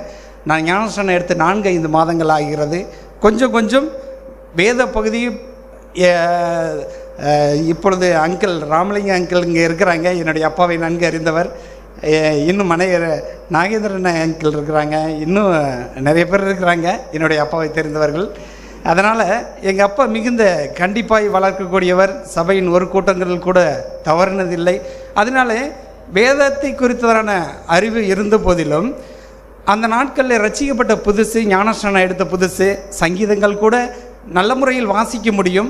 ஆனால் தியானம் எடுப்பதற்கு இந்த அளவுக்கு அனுபவப்படாத நிலைமையில் இருந்தேன். 3-4 மாதங்கள் தான் நான் இந்த ஞானஸ்நானம் எடுத்து அந்த நேரத்தில் எனக்கு இந்த அப்போ இருந்த சிங்கிள் விண்டோ சிஸ்டம் அந்த மெத்தடில் எனக்கு காரைக்குடியில் சீட் கிடச்சது, அழகப்பா பாலிடெக்னிக்கில். அப்போ சீட் கிடச்சப்போ இங்கே வந்து நான் ஜாயின் பண்ணேன். அப்போ இங்கே ஜாயின் பண்ண என்னுடைய அப்பா ஃபஸ்ட்டு தேடினதே வந்து சபை என்ன இருக்குது, ஊர் தெரியாது எதுவும் தெரியாது. போனோம் காரைக்குடியில், அது காலேஜ் நல்ல காலேஜுங்க அப்படின்னு சொல்லி அங்கே சென்னையில் போய் சீட் எடுக்கிற இடத்துல அவங்களே சொன்னாங்க, ஸ்டாஃபுங்க சொன்னாங்க அந்த காலேஜ் நல்லாயிருக்கும், அங்கே சீட் கிடச்சிருக்குனால அங்கே ஜாயின் பண்ண சொல்லுங்கள் அப்படின்னு. எனக்கு மதுரையில் கிடைக்கல சீட்டு. அப்போ அதனால் இங்கே சீட் கிடச்சதுனால இங்கே வந்து ஜாயின் பண்ணேன். அடுத்து செஞ்ச ஒரே சபை எங்கே இருக்குது, அடுத்து நம்ம அதை சபையை பார்ப்போம் அப்படின்னு சொல்லிட்டு எனக்கு அட்மிஷன் போட்டு ஒரு 3 மாதத்துக்கு முன்னாடி ஸ்தானாபதியில் இங்கே சபை ஆரம்பிக்கப்பட்டிருக்குது. என்னென்னா நான் ஆகஸ்ட் அந்த ரேஞ்சில் தான் வந்து இவங்க பிரதர் சொன்னார், நமக்கு ஜூன் அந்த அதில் ஆரம்பிச்சிருக்கிறாங்க ஒரு 3 மாதத்துக்கு பின்பதாக. அப்பொழுது நான் வந்து இங்கே ஜாயின் பண்ண உடனே இங்கே சபைக்கு போக ஆரம்பித்தேன். அங்கே ஒரு காலனி என்று நினைக்கிறேன், அந்த ஒரு குளத்துக்கு பக்கத்தில் லாஸ்ட் வீடு, குளத்துக்கு பக்கத்தில் அந்த வீட்டுக்கு வர்றதுக்கே பயமாக இருக்கும். அப்போ கடைசி வீடு. நான் நேரத்தில் 5 கிலோமீட்டருக்கு சைக்கிள்லேருந்து எடுத்துகிட்டு வருவேன், அழகப்பா காலேஜ்லேருந்து வருவேன். அந்த நாட்களில் ஆரம்ப நாட்கள் நான் ஃபஸ்ட் டைம் ஞாபகப்படுத்தின ஒரு விஷயம், நம்ம வேலை செய்கிறோம், அந்த மாதத்துலேயே அந்த வருமானத்தை பார்த்துருவோம், அந்த சம்பாத்தியத்தை பார்த்துருவோம். ஆனால் அந்த சம்பாத்தியத்தை வச்சு நம்ம குடும்பத்தை எப்படி நடத்திடலாம், நம்ம சபையை நடத்திடலாம் அப்படின்ற ஒரு நம்பிக்கை இருக்கும். ஆனால் ஒரு விசுவாசிகள் கூட இல்லாத ஒரு புதிய பட்டணத்தில், அந்த ஊரும் தெரியாது பேரும் தெரியாது, இப்போ தான் பிரதர் சொன்னார் போர்டை தான் பார்த்துருக்கேன் அப்படின்னு. அப்படி ஒரு இடத்துல வந்து சபையை ஆரம்பிக்கிறேன்னு ஆண்டவர் அழைத்து இந்த சபை இப்படியாக உருவாக வேண்டும் என்ற அவருடைய அனாதி திட்டம் தீர்மானம் இருந்தபடியினால், தேவன் தம்முடைய சுயரத்தினாலே சம்பாதித்த சபையாக இருக்கிறபடியினால தான் இந்த சபை இந்த நாட்களில் இந்த அளவுக்கு வளர்ந்து பெருகியிருக்கிறது என்பதை நான் நினைத்து சந்தோஷப்படுகிறேன். ஏனென்றால் அந்த நாட்களில் ஆரம்பித்த போது நான் வந்தப்போ சிமியோன் வந்து ஒரு 7-8 மாதம் அந்த குழந்தையாக தூக்கி வைத்திருந்த ஞாபகம் உண்டு. அப்போ அக்கா என்கிட்ட சொல்லியிருக்கிறாங்க, நாங்கள் பையனை ஊழியத்துக்கு தான் ஒப்பு கொடுத்துருக்கோம் அப்படின்னு சொல்லியிருக்காங்க. அந்த ஊழியத்துக்கு ஒப்பு கொடுத்துருக்கேன்னு சொன்னதை இந்த நாளில் ஊழியத்துக்கென்று அர்ப்பணிக்கிறார்கள் சபையாக என்று நான் கேட்டபோது மிகுந்த சந்தோஷமாக இருந்தது. ஏனென்றால் ஒரு தலைமுறை கடந்து போகிறது, அடுத்த ஒரு தலைமுறை வருகிறது. அநேக சபைகளில், உருவாக்கப்பட்ட சபைகளில் தொடர்ந்து சபையை பக்தி விருத்திக்கு ஏதுவாக நடத்தக்கூடிய அநேக பொறுப்பான சகோதரர்கள் இல்லாமல் இருக்கிறார்கள்.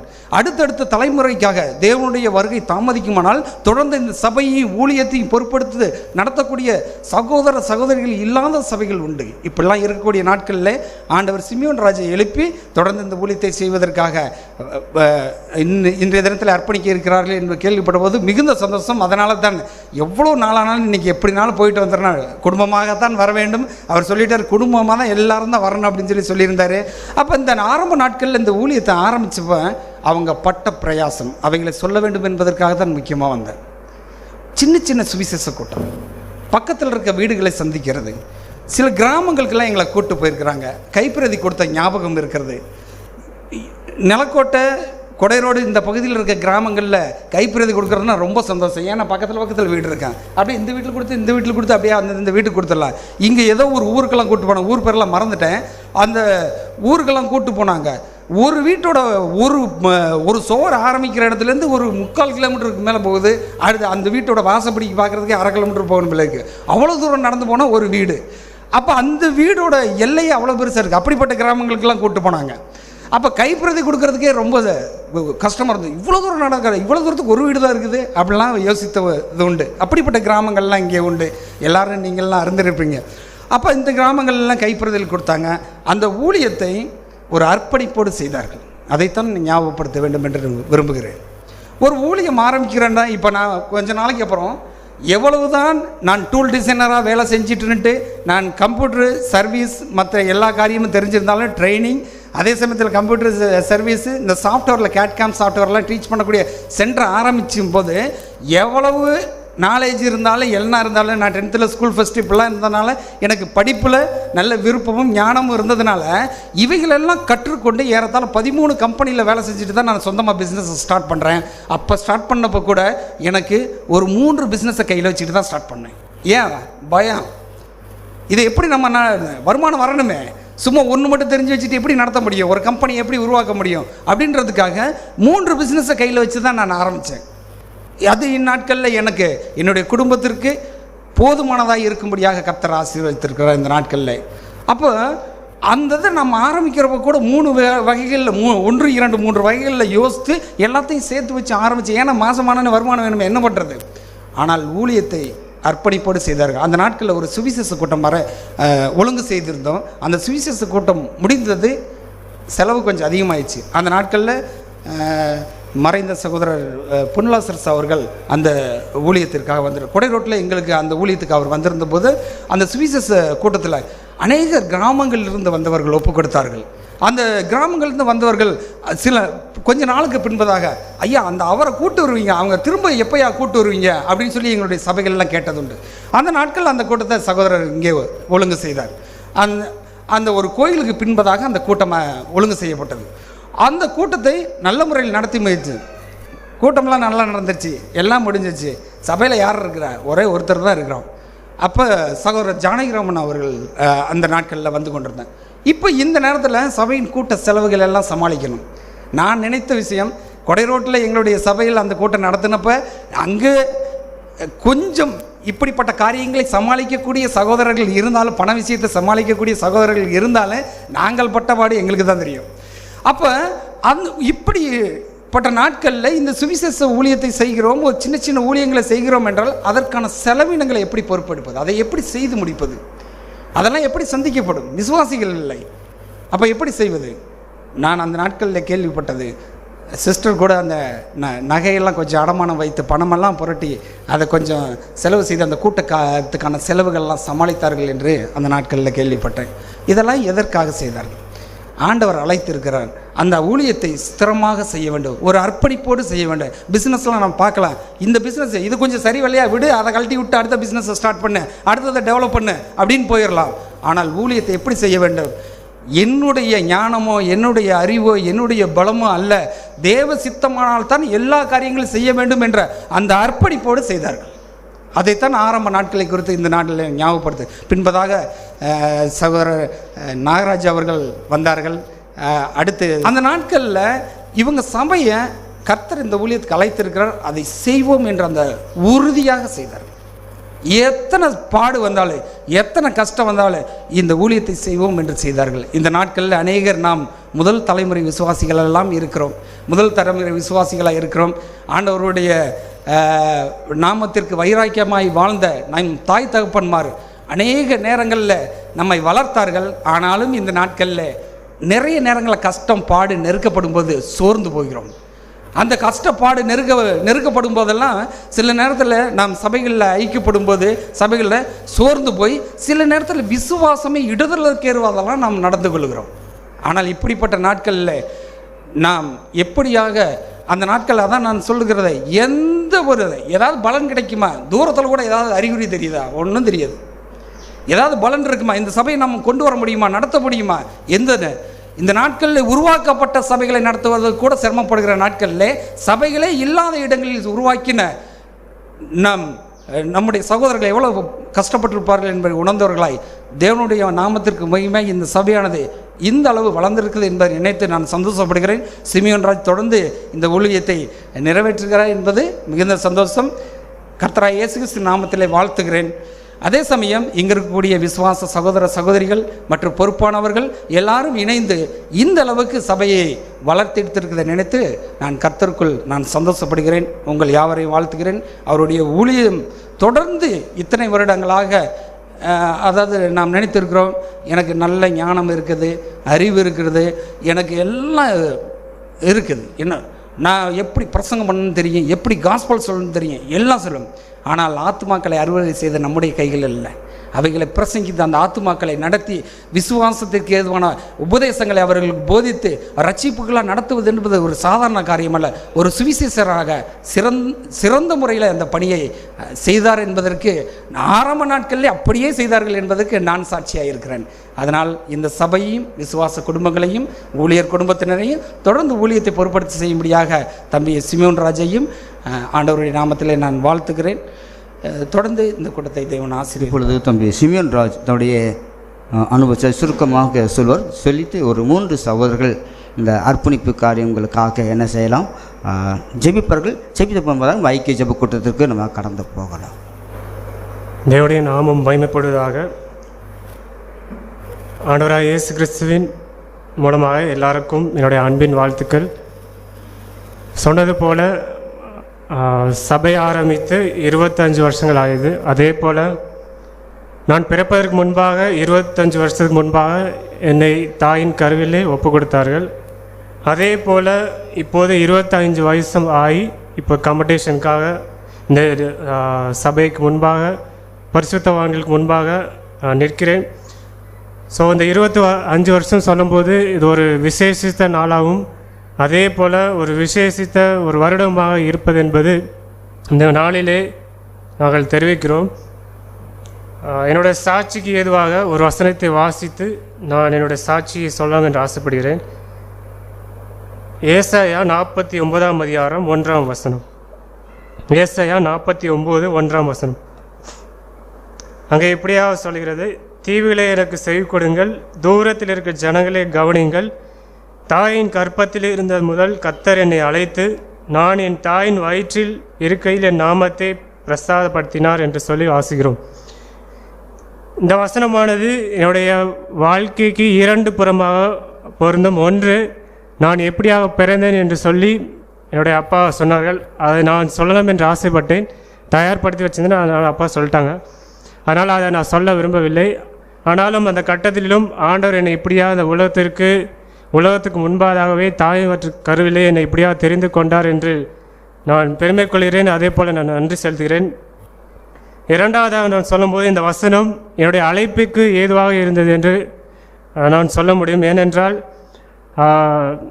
நான் பைபிள் காலேஜ் படித்து முடித்த பிறகு 6 வருஷம் 3 வருஷம் ஸ்டூவர்ட் பைபிள் காலேஜ்லேயும் இன்னொன்று 3 வருஷம் MTH பத்தனந்திட்டாவிலையும் படித்தேன். அதற்கு பின்பாக நான் தேவனுக்காக ஊழியம் செய்ய வேண்டும் சொல்லி நினைத்து கொண்டிருக்கும்போது ஆண்டவர் இப்படியாக ஒரு பாரம் கொடுத்தார். இந்த மாதிரி வடப்பகுதியிலே சென்று ஊழியம் செய்ய வேண்டும் என்று சொல்லி ஒரு பாரத்தை கொடுத்தார். அப்போது ஒரு பெங்களூரிலே 1 வாரம் கைரோஸ் என்று சொல்லி ஒரு கோர்ஸ் நடந்தது. ஸோ அந்த கோர்ஸுக்கு போகும்போது அங்கே எப்படி தேவனுடைய ஊழியத்தை செய்ய வேண்டும், வட மாநிலத்தில் எப்படியாக இருக்கிறது, ஜனங்கள் எப்படியாக அவதப்படுகிறார்கள், என்னென்ன தேவைகள் இருக்கிறது என்று சொல்லும்போது ஆண்டவர் இந்த வசனத்தின் மூலமாக எனக்கு தெரிவித்தார். தாயின் கற்பத்திலே என்னை தெரிந்து கொண்டு என்று சொல்லும் இந்த வசனம் எனக்கு அடிக்கடி எனக்கு ஞாபகத்தில் வரும். ஏனென்றால் என்னோடய பிறப்பை பற்றி நான் நினைக்கும்போது ஆண்டவர் என்னை தாயின் கருவிலே தெரிந்து கொண்டார். ஆனால் அந்த வசனம் கேட்கும்போதெல்லாம் அப்போது எனக்கு ஒன்றும் தெரியவில்லை. அப்போதெல்லாம் நன்றி சொல்லணே தவிர வேறு எனக்கு எதுவும் தெரியாது. ஆனால் இந்த வசனம் அந்த நிலையில் நான் இருக்கும்போது ஆண்டவர் என்னை முழுமையாக அவருடைய ஊழியத்துக்காக என்னை கூப்பிட்டார் என்று சொல்லி அந்த வேளையிலே ஆண்டவர் என்னை பேசினபடினாலே அந்த வேளையிலே நான் தேவனுக்காக அவருடைய ஊழியத்துக்காக செய்வேன் என்று சொல்லி முழுமையாக அந்த நிலையிலே நான் ஒப்பு கொடுத்தேன். அந்த 1 வாரமாக இருந்தபடினாலே அங்கே ஒப்பு கொடுத்து, அது மட்டும் இல்லாமல் அங்கே இருக்கும்போது ஆண்டவர் எனக்கு வட மாநிலத்திலே ஒரு பாரத்தை கொடுத்தபடினாலே அதன் பின்பாக நான் ஒரு 2 சர்வேக்கு போனேன் வட மாநிலத்துக்கு. அப்படி போகும்போது தேவன் என்னோட பேசினார். என்னை ஆண்டவர் வட பகுதியிலே இப்படியாக அவர் அழைத்திருக்கிறார் என்று சொல்லி என்னால் உறுதியாக சொல்ல முடியும். ஏனென்றால் அவர் என்னோட பேசினார். அதே போல் அந்த மக்களுக்கு ஏதாவது செய்ய வேண்டும் அல்லது அந்த மக்களுக்கு சுவிசேஷத்தை அறிவிக்க வேண்டும் சொல்லி டைரெக்டாக போய் சுவிசேஷத்தை சொல்ல முடியாது. அதனால் நான் அவர்களுக்கு எப்படியாச்சும் கம்யூனிகேட் பண்ணணுன்னு சொல்லி பெங்களூரில் 1 வருஷம் கிளினிக்கல் சாப்லன்சி கவுன்சிலிங் சொல்லிட்டு 1 வருஷம் படித்தேன். அந்த கோர்ஸை பற்றி சொல்லும் பொழுது ஒரு ஹாஸ்பிட்டலில் போய் ஒரு சாப்லன்சினாக ஒர்க் பண்ணலாம். அங்கே இருக்கும்போது மக்களை சந்திப்பதிலும் பேஷண்ட்டை போய் அவர்கிட்ட பேசுவதிலும் அவர்களுக்கு கவுன்சிலிங் கொடுப்பதிலும் அப்படியாக அந்த கோர்ஸ் இருந்தது. அப்போ அங்கே 1 வருஷம் படித்தேன். 6 மாதமாக படித்தேன். 6 மாதமாக அங்கே ட்ரைனிங் இருந்தது. அப்போது அங்கே ட்ரைனிங் போகும்போது அந்த வார்டுக்கெலாம் போகும்போது முதலாக போகும்போது மிகவும் பயமாக இருந்தது. ஆனால் 2-3 முறை போகும்போது ஒரு 10 பேர் சந்தித்தேன் என்றால் அதில் 5 பேருக்காவது சுவிசேஷம் சொல்லும்படி தேவன் இப்படியா வைத்திருந்தார். அப்போது நான் தெரிந்து கொண்டேன், இந்த ஒரு ஊழியமும் ஆண்டவர் என்னை அழைத்திருக்கிறார். அதே போல் வடமாநிலத்துக்கு போகும்போது இப்படிப்பட்ட ஊழியத்தையும் செய்யலாம் என்று சொல்லி ஆண்டவர் எனக்கு உறுதியளித்திருக்கிறார். ஸோ எனக்காக ஜெபித்துக் கொள்ளுங்கள். இப்போது கூட நான் உத்தராகண்டிலே தயார்படுத்திக் கொள்ளும் ஏதுவாக அங்கே ஹிந்தி மொழியை கற்றுக்கொண்டு ப்ராப்பராக அல்லது கிராமர் வைஸாக கற்றுக்கொண்டு அதே போல் அந்த மக்களுடைய கல்ச்சரையும் கற்றுக்கலாம் என்று சொல்லி ஒரு 6 மாதம் ஜனவரி எண்டில் போனேன். இப்போது 2 மாதம் ஆயிருக்கு. இப்போ 1 மாதம் இங்கே இருந்தபடினால போக முடியல. இப்போ இதை முடித்த பின்பு மறுபடியும் அங்கே போய் அங்கே மறுபடியும் லாங்குவேஜ் கற்றுக்கிட்டு இப்போ ஏதோ அளவுக்கு சென்டென்ஸ் ஃபார்மேஷன் பண்ண தெரியும். ஸோ இன்னும் நான் ஹிந்தி அதிகமாக கற்றுக்கொண்டு அவருடைய மக்கள் பாஷையிலே பேசும்படியாகவும் எனக்காக ஜெபித்துக் கொள்ளுங்கள். இதன் பின்பாக ஒரு சில மாதங்களுக்கு அப்புறம் ஆண்டவர் எனக்கு கொடுத்த பாரத்தின்படி, ஆண்டவர் எனக்கு கொடுத்த அந்த இடத்தின்படி உத்தரப்பிரதேசிலே அந்த வாரணாசி என்று சொல்லப்படுகிற ஒரு ஸ்டேட் இருக்கிறது. ஸோ அங்கே இருக்கிற சுற்றியுள்ள பகுதியிலே ஆண்டவர் சித்தமானால் வரும் காலத்திலே அங்கே சென்று ஊழியம் செய்து கர்த்தர் எதற்காக என்னை அழைத்தாரோ, எதற்காக என்னை தாயின் கருவிலே என்னை அழைத்தாரோ அந்த சித்தத்தின்படி நிறைவேற்ற அங்கே போய் ஊழியம் செய்யவும், அங்கே சபையை ஸ்தாபிக்கவும், அதே போல் அங்குள்ள மக்களுக்கு சுவிசேஷம் சொல்லவும் என்னை ஆண்டவர் இம்மட்டுமாக காத்து வந்திருக்கிறார்.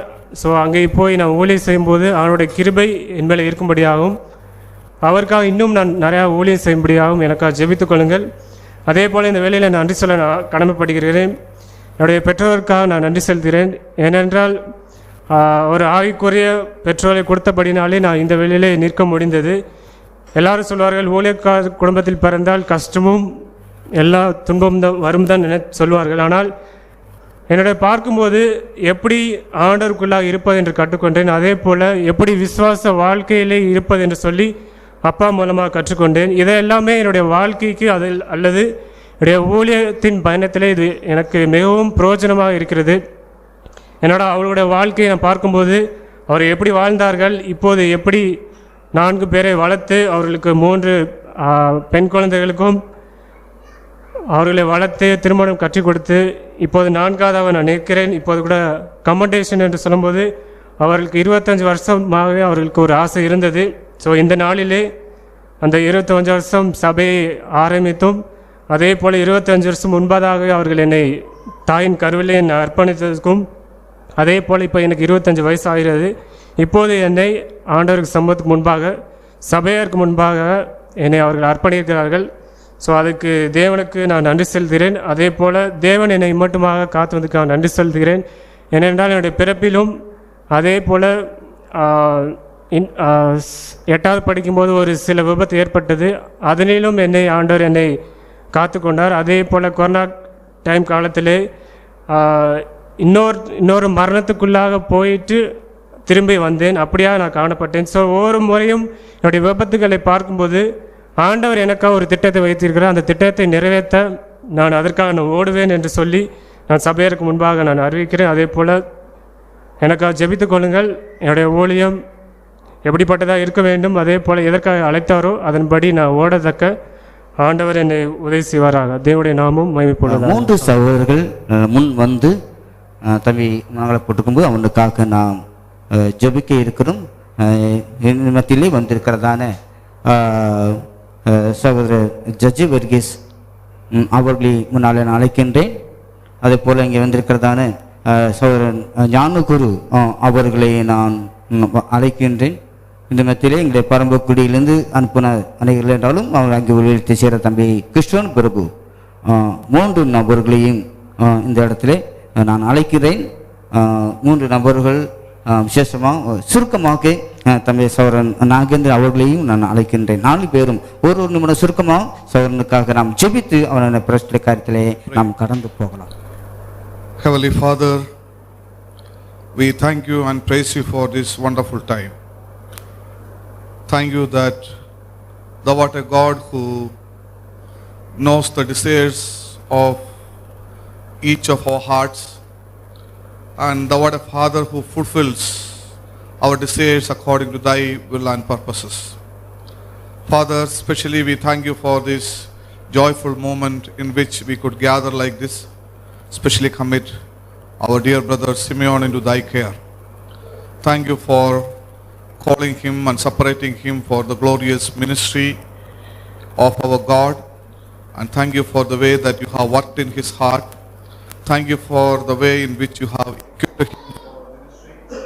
Lord, commit him at this moment into thy care. Take the steps to move for the ministry that is ahead of him. Father, we pray that your special grace be granted, because there are a lot of challenges that he has to face over there. Father, you know the situations there, and we pray that you may prepare the people and the place for him, so that he would reach there and experience the presence of God and the guidance of God as he starts his ministry in those places. Give all that grace and blessings from above in everything.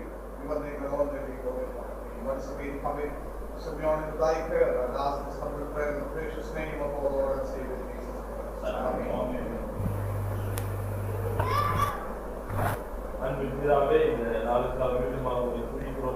அழைப்பின்படி ஆண்டவரே அவர் அங்கு கடந்து சென்று உமது ஊழியத்தை தொடர்ந்து நிறைவேற்றி உம்முடைய நாமம் மகிமைப்பட நீர் உதவி செய்யுமா நாங்கள் ஜெபிக்கிறோம். ஆண்டவரே, வலது கைக்கும் இடது கைக்கும் வித்தியாசம் தெரியாத ஜனங்கள் அங்கு அநேகர் உண்டு.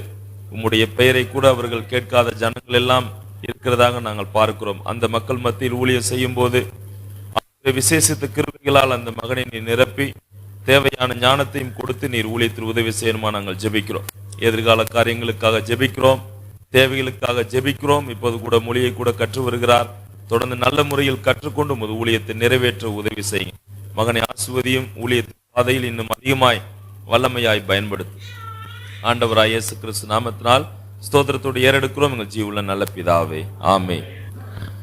நேசிக்கிற நல்ல பிதாவே, இந்த அருமையான இந்த நாளுக்காக காட் உமக்கு நன்றி சொல்கிறோம். வானத்தையும் பூமியும் படைத்த சர்வசக்தியுள்ள மகா இறைவனே துதிக்கிறோம். குமாரன் இயேசு கிறிஸ்துவின் நாமத்திலே போற்றுகிறோம். ஆண்டவரே, தேவரீர் ஈந்தளித்த பரிசுத்த ஆவியானவருக்காக ஆண்டவரே நன்றி சொல்கிறோம். கர்த்தாவே, எங்களுக்கு கொடுத்த ரட்சிப்புக்காக நன்றி, கொடுத்த வேத புஸ்தகத்துக்காக ஸ்தோத்திரம். அந்த பரலோக வெளிப்பாடுகளுக்காக ஆண்டவரே நாங்கள் நன்றி சொல்கிறோம். அந்த பரலோக பங்குகளுக்காக ஸ்தோத்திரம். ஆவிக்குரிய சகல ஆசீர்வாதங்களுக்காய் ஹல்லேலூயா, ஹல்லேலூயா, ஹல்லேலூயா, ஹல்லேலூயா.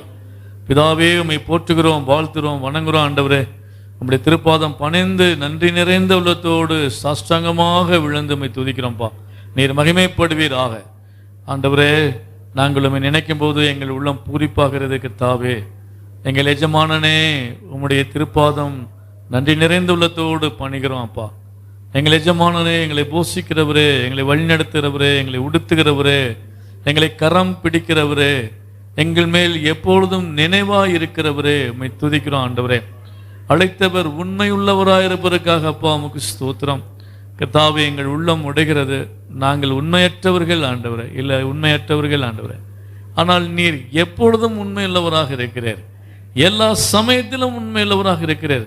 எல்லா சூழ்நிலையிலும் எங்களுக்கு உண்மையுள்ளவராக இருக்கிறார். கர்த்தாவே, கோடி கோடி கோடி கோடி நன்றிப்பா, நன்றிப்பா, நன்றி. நல்ல எஜமானனே, உம்முடைய ஊழியக்காரர்களாக நாங்கள் இருப்பதில் பெருமிதம் கொள்ளுகிறோம். ஆண்டவரே, கர்த்தாவே, எங்கள் இருதயம் புலாங்கிதம் அடைகிறது. கர்த்தாவே, பூரிப்படைகிறோம். ஆண்டவரே, தேங்க்யூ லார்ட். இந்த உலகத்திலேயே உன்னதமான பதவியை எங்களுக்கு கொடுத்தீர். ஆண்டவரே, எங்கள் தேவன் சிங்காசனத்தில் உட்கார்ந்திருக்கிற கடவுள். ஆண்டவரே, அப்பேற்பட்ட மகா தெய்வத்துக்கு நாங்கள் பணிவிடை செய்யும்படிக்கு ராஜரீக ஆசாரியர்களாக கர்த்தர் எங்களை கிறிஸ்துவோடு கூட அபிஷேகம் செய்திருக்கிறார். Thank you Jesus, thank you Lord, thank you Holy Spirit. We worship you, Lord. We adore you. We magnify the name, Lord. Hallelujah. அன்பு பிதாவே, இப்பொழுதும் எங்கள் உம்முடைய சமூகத்திலே நாங்கள் படைக்கிறோம். அந்த மகனை தாயின் கற்பத்திலே கர்த்தாவே நீர் காத்தீர். உலகத்தோத்திற்கு முன்னமே நீர் பேர் சொல்லி அழைத்தீர். ஆண்டவரே, உமக்கு ஸ்தோத்திரம். தேவனே, அவரை கற்பத்திலே காப்பாற்றினீர். கடந்த நாட்கள் முழுவதுமாக உம்முடைய கரம் பிடித்து நடத்தினீர். தக்க சமயத்திலே மகனை ரட்சித்தீர். பெற்றெடுத்த கற்பங்கள் ஆசீர்வதிக்கப்படட்டும். ஆண்டவரே, உடன்பிறப்புகள் ஆசீர்வதிக்கப்படட்டும். ஆண்டவரே, அவரை சார்ந்தவர்கள் நம்முடைய நாம மகிமைக்காக ஆசீர்வதிக்கப்படட்டும். ஆண்டவரே, இந்த மகனை கூட ஒரு ஆசீர்வதிக்கப்பட்ட மகனாக கர்த்தர் தெரிந்து கொண்ட தேவனுக்கு ஸ்தோத்திரம். ஆண்டவனை கொடுத்திருக்கிறதான ஆரோக்கியத்துக்காக ஸ்தோத்திரம், அறிவுக்காக ஸ்தோத்திரம், ஆற்றலுக்காக ஆண்டவரே நன்றி. கொடுத்திருக்கிற தாளந்துகளுக்காய் பிரைஸ் தி லார்ட். உம்முடைய நாம மகிமைப்படுவதாக. ஆண்டவரே, விசேஷ அன்பு பிதாவே, மகன் தம்முடைய ஊழியத்துக்காக தன்னை அர்ப்பணம் செய்யும்படிக்கு அவருடைய இதயத்தை நீர் ஏவுனருக்காக ஸ்தோத்திரம். அவரை அழைத்ததற்காக நன்றி கர்த்தாவே. மகனுக்கு தொடர்ந்து விசுவாசத்தை கொடுப்பீராக. ஆண்டவரை அழைத்தவர் உண்மையுள்ளவர் என்ற நம்பிக்கை தொடர்ந்து தருவீராக. சூழல்களை உருவாக்கி தருவீராக கர்த்தாவே. ஆண்டவரே, மகன் இந்த உலகம் பறந்து இருக்கிறது. எங்க வேணாலும் அவர் எங்க ஊழியம் செய்ய நீர் திட்டம் வழிவகைகளை திறந்து கொடுத்து ஊழியம் செய்வதற்கு தேவையான கிருபை ஆண்டவரே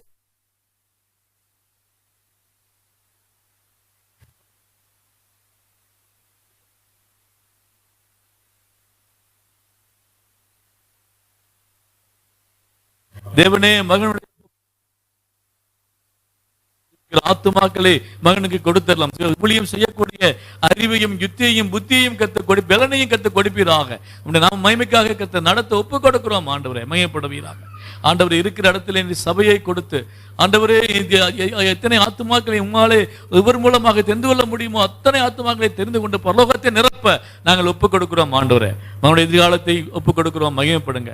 எல்லா துதிக்க நம்ம இல்லாமல் செலுத்துறோம். ஆண்டவர் இயேசு கிறிஸ்து நாமத்தில் ஸ்தோத்திர பலிகளை செலுத்தி கேட்கிறோம் நல்ல பிதாவே. ஆமென்.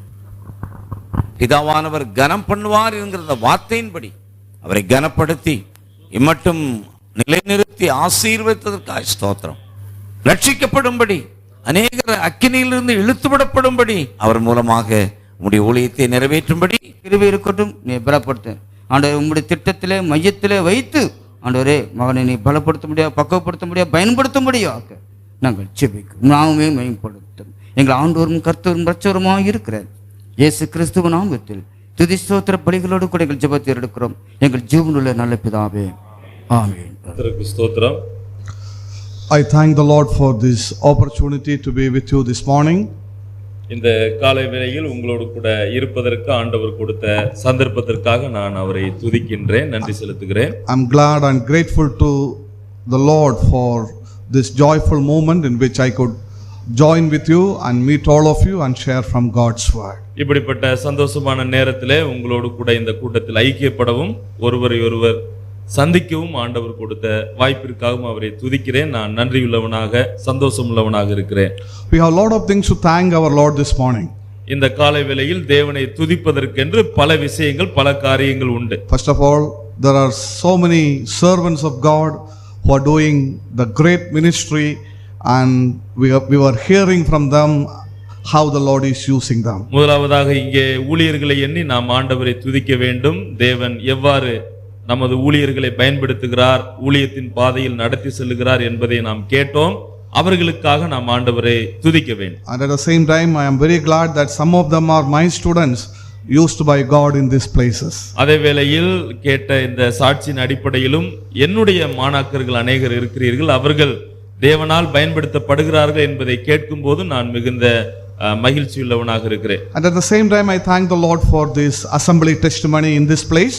மேலும் இந்த சபைக்காக ஆண்டவர் சபை நிறுவனதற்காக இந்த இடத்தில் நிறுவனதற்காக அவரை நான் துதிக்கிறேன். And we were listening to the wonderful ways the Lord was leading this family for the ministry in this place. சகோதரர் பால்ராஜ் மற்றும் தமிழரசி அவருடைய குடும்பத்தை ஆண்டவர் எவ்வாறு ஊழியத்தின் பாதையில் இந்த சபையிலும் இந்த இடத்திலும் நடத்தி வருகிறார் என்பதையும் நாம் கேட்டுக்கொண்டிருந்தோம். And also I thank the Lord for Simeon Raj. அதோடு கூட சகோதரர் சிமியோன் அவர்களுக்காகவும் நான் ஆண்டவரை துதிக்கிறேன், நன்றி செலுத்துகிறேன். And he is also my student and he was a very calm student while he was there in SBC. அவரும் கூட என் மாணவர், ஆனால் அங்கே படிக்கும்போது மிகுந்த ரொம்ப அமைதியாகவே இருப்பார் எப்பொழுதும். And he was very calm and also he was good at studies. நல்ல அமைதியாக இருப்பார், நன்றாக படிக்கக்கூடிய ஒரு மாணவர். And even when I went to BBI I saw him there and I taught him there also. Brother and Bible இன்ஸ்டிடியூட்டுக்கு நான் டீச்சிங்காக செல்லும் போது அங்கேயும் சகோதரரை சந்தித்தேன், அங்கேயும் அதே சூழலில் தான் அவர் இருந்தார். And I thank the Lord for the ways in which the Lord has equipped him for the glorious ministry that he has entrusted with him. So தேவனுடைய மகிமையான ஊழியத்திற்கு மகனை தேவன் பயன்படுத்துவதற்காக அவரை தயார் செய்ததற்காக நான் ஆண்டவரை துதிக்கிறேன். And I thank the Lord and also appreciate the assembly for commending and understanding the call of Simeon and separating him for Lord's ministry. அது மட்டுமல்ல, இந்த சபைக்காகவும் நான் ஆண்டவரை துதிக்கிறேன். சகோதரர் சிமியோன் ராஜ் அவருடைய அழைப்பை உணர்ந்து சபையானது ஊழியத்திற்கு ஒப்பு கொடுத்து இப்படிப்பட்ட ஒரு அர்ப்பணிப்பு கூட்டத்திற்காகவும் நான் அவரை துதிக்கிறேன். Why I especially mention that, நான் ஏன் இந்த விஷயத்தை சொல்லுகிறேன் என்றால், there are several assemblies that do not really recognize the call of many young people.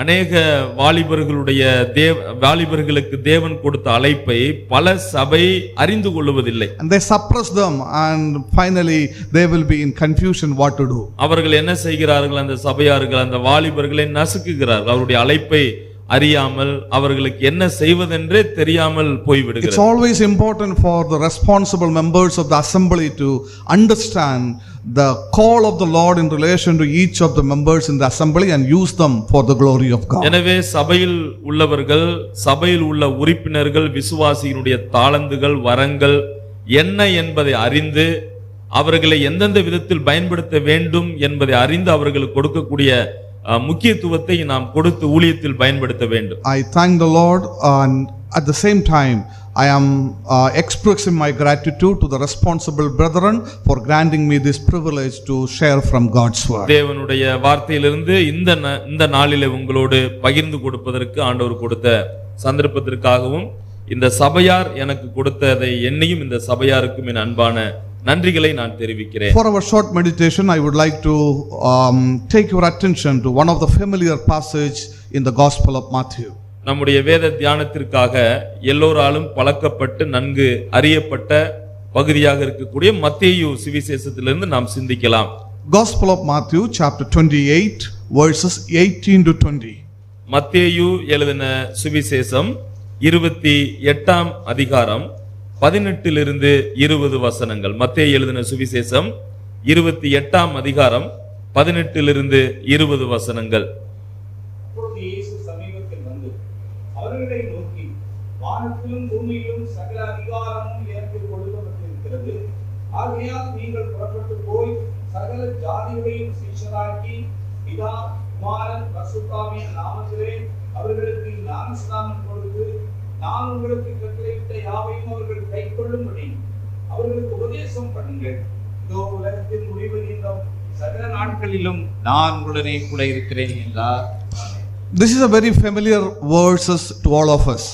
நம்ம எல்லோருக்குமே இந்த வேத பகுதி நன்கு தெரிந்த பகுதி தான். This passage is called as the Great Commission of our Lord Jesus Christ. இந்த வசன பகுதியானது ஆண்டவராகிய இயேசு கிறிஸ்துவினுடைய பிரதான கட்டளையின் பகுதி என்று அழைக்கப்படுகிறது. We know that before the ascension of our Lord Jesus Christ, he issued this Great Commission to his disciples. ஆண்டவராகிய இயேசு கிறிஸ்து பரமேறி செல்வதற்கு முன்பதாக தன்னுடைய சீஷர்களுக்கு இந்த கட்டளையை அவர் கொடுத்தார். It is the final directive of our Lord Jesus Christ to his disciples. ஆண்டவராகிய இயேசு கிறிஸ்து தன் சீஷர்களுக்கு கடைசியாக நேரடியாக கொடுத்த கட்டளை இதுவாக இருக்கு. Or in another words, I would say that this is the final authoritative command of the Lord Jesus Christ to his disciples. அதை நான் வேறு ஒரு வார்த்தையில் சொல்ல போனால், ஆண்டவராகிய இயேசு கிறிஸ்து அதிகாரப்பூர்வமாக தன் சீஷர்களுக்கு கடைசியாக சொன்ன வார்த்தைகளாக இது இருக்கிறது. And these verses are to be understood as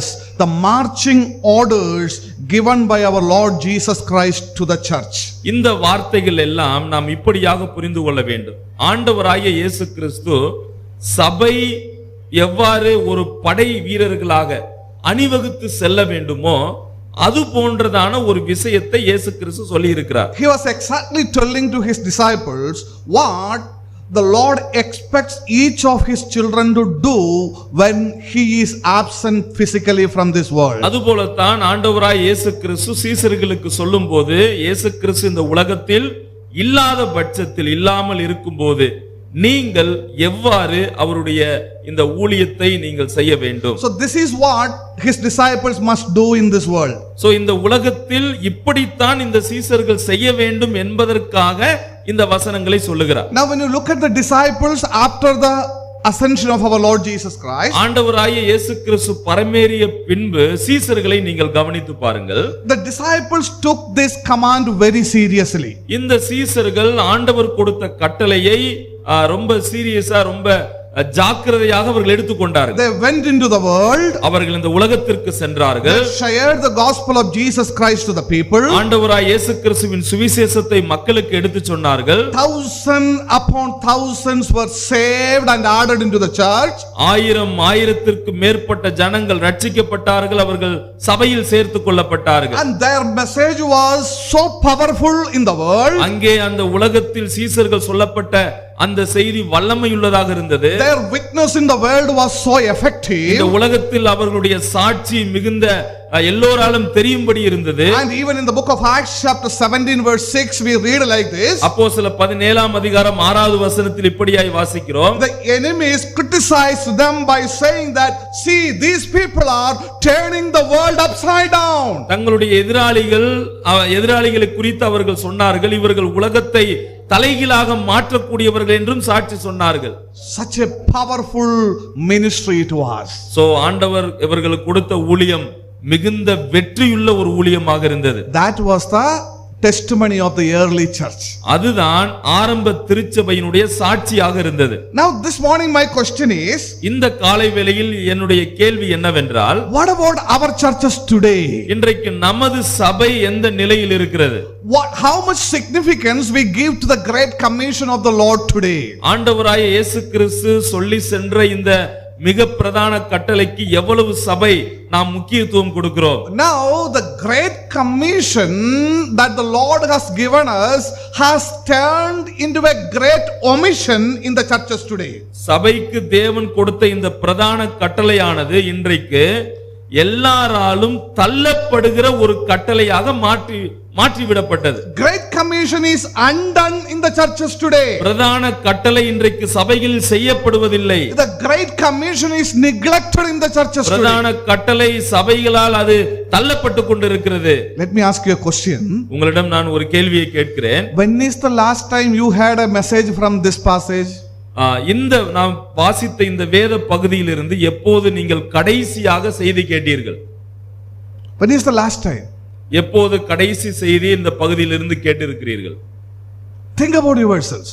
உங்களை நீங்களே யோசித்துக் கொள்ளுங்கள். That is why I said this passage is neglected today. எனவே நான் சொன்னேன் இந்த பகுதி எல்லாராலும் தள்ளப்படக்கூடிய ஒரு பகுதியாக இருக்கிறது. But this is the passage which is the basis for the existence of the church in this world. ஆனால் இன்றைக்கு சபை இந்த உலகத்தில் இருக்கிறது என்றால் அது இந்த பகுதியின் அடிப்படை ஆதாரத்தினால் மட்டுமே சபை உயிரோடு இருக்கிறது. This passage says, take the gospel to the ends of the world. இந்த பகுதி சொல்லுகிறது உலகமெங்கும் நீங்கள் சுவிசேஷத்தை எடுத்துச் செல்லுங்கள். But today's churches are not even taking the gospel to the end of the street. ஆனால் இன்றைக்கு சபையினுடைய நிலை என்ன?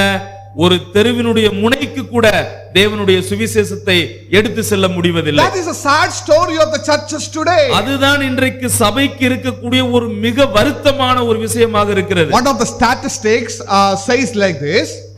ஒரு புள்ளி விவரங்கள் இப்படியாய் சொல்லுகிறது. Listen me very carefully. என்னை நீங்கள் கவனமாக கேட்க வேண்டும். 95% of all Christians have never won a soul for the Lord. 95%. 95% மக்கள் தேவனுக்காக ஒற்றுமையாக அவர்கள் வாழ்கிறதில்லை. No, they have not won a soul for the Lord. 95% மக்கள் தேவனுக்காக ஒரு ஆத்துமாவை கூட அவர்கள் அதாவது ஒரு ஆத்துமாவை கூட அவர்கள் வென்று விடவில்லை. Yes, that is the story today. அதுதான் இன்றைக்கான ஒரு ஸ்டோரியாக இருக்கிறது. So many believers, அநேக விசுவாசிகள் இருக்கிறார்கள். but 95% of the believers are not winning the soul for the Lord. ஆனால் 95% மக்கள் ஆண்டவருக்காக கர்த்தருக்காக ஒரு ஆத்துமாவுக்கு கூட சுவிசேஷம் அவர்கள் சொன்னதில்லை. Less than 2% believers are involved effectively in evangelism. 2% கீழானோர் மட்டுமே தேவனுடைய ஊழியத்தில் ஈடுபடுகிறார்கள். And not only that, அது மட்டுமல்ல 80% of the believers are not taken any interest to witness for the Lord. 80% மக்கள் ஆண்டவருக்காக சாட்சியாக வாழ வேண்டும் என்ற எண்ணம் கூட அவர்களுக்கு இருந்ததில்லை. And then one more thing is there. ஒரே ஒரு காரியம், இன்னும் ஒரு காரியம் உண்டு. 71% of the people, believers, they do not give or support for the ministry of evangelism. 71% மக்கள் தேவனுடைய ஊழியத்திற்காக கொடுக்கவோ ஊழியத்தை தாங்குவதோ கிடையாது. That is the condition of the modern churches today. அதுதான் இன்றைக்கு உள்ள சபையினுடைய நிலையாக இருக்கிறது. Now what is the condition in the churches today? இன்றைய சபையினுடைய சூழ்நிலை என்ன? They were just most of the believers are just satisfied being saved. அநேக விசுவாசிகள் நாங்கள் ரட்சிக்கப்பட்டோம் அது போதுமானது என்பதில் அவர்கள் திருப்தியோடு இருந்து விடுகிறார்கள். They come to the church couple of times during a week. அவர்கள் வாரத்திற்கு இருமுறை சபைகளுக்கு வருகிறார்கள். Pray when they can pray. அவர்கள் ஜெபிக்க வாய்ப்பு கொடுக்கும்போது அவர்கள் ஜெபிக்கிறார்கள். Read the Bible now and then. வேதத்தை அப்போதும் இப்போதும் அவர்கள் வாசிக்கிறார்கள். Live a cleaner life than the people outside. அப்ப மற்றவர்கள் வாழ்வதை விட சற்று நன்றாக வாழ்கிறார்கள். That's all. அதுதான் அவ்வளவுதான் அவருடைய வாழ்க்கை. Continuing with that life. இந்த ஒரு வாழ்க்கையை தான் எல்லா நாட்களிலும் அவர்கள் செய்து கொண்டே இருக்கிறார்கள். But how many of you are really interested to see unbelievers are called by the Lord to the fold of God? ஆனால் வெளியில் உள்ளவர்கள் ஆண்டவரால் அழைக்கப்பட்டிருப்பதை எத்தனை நபர்கள் உணர்ந்து அவர்களிடம் நீங்கள் செல்லுகிறீர்கள்? How many of you are really motivated to see souls getting saved? உங்களில் எத்தனை பேர் ஆண்டவருக்காக ஆத்துமாக்கள் ரட்சிக்கப்பட வேண்டும் என்று நீங்கள் விரும்புகிறீர்கள்? How many of you are really interested in sharing the gospel to the perishing soul?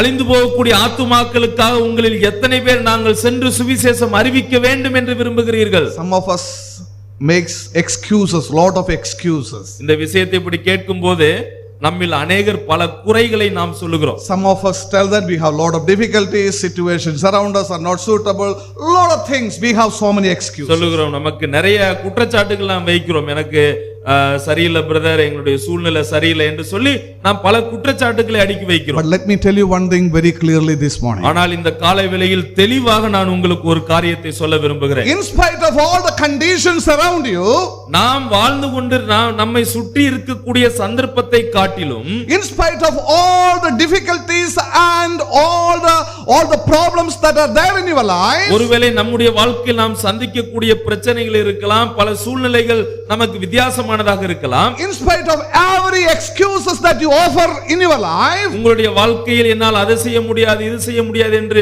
நீங்கள் சாக்கு போக்கு சொன்னாலும், the great commission stands still. அந்த மிக பிரதான கட்டளை இன்றைக்கும் உங்களுக்காக உயிரோடு இருக்கிறது, பேசிக் கொண்டிருக்கிறது. The great commission still stands. இன்றைக்கு பிரதான கட்டளை உங்கள் முன்பாக நிற்கிறது. God wants that commission to be fulfilled by every believer who are seated here. இங்கே இருக்கின்ற எல்லா விசுவாசிகளாலும் தேவனுடைய சுவிசேஷம் அறிவிக்கப்பட வேண்டும் என்று அவர் விரும்புகிறார். So dear brothers and sisters, என் அன்பான சகோதர சகோதரிகளே, how do you consider great commission of the Lord in your life this morning? ஆண்டவர் கொடுத்த இந்த பிரதான கட்டளையை நீங்கள் எப்படி உணர்கிறீர்கள்? அதை எப்படி நீங்கள் எடுத்துக்கொள்ளுகிறீர்கள்? Are you neglecting it? நீங்கள் அதை மறுக்கிறீர்களா? அதை தள்ளிவிடுகிறீர்களா?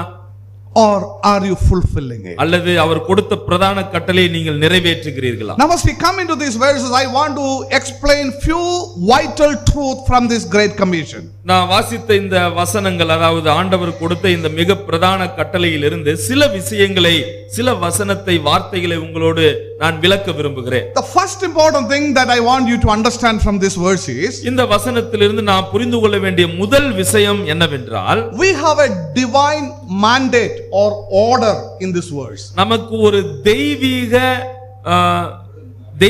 ஒழுங்கு ஒன்று கொடுக்கப்பட்டிருக்கிறது. There is a divine mandate.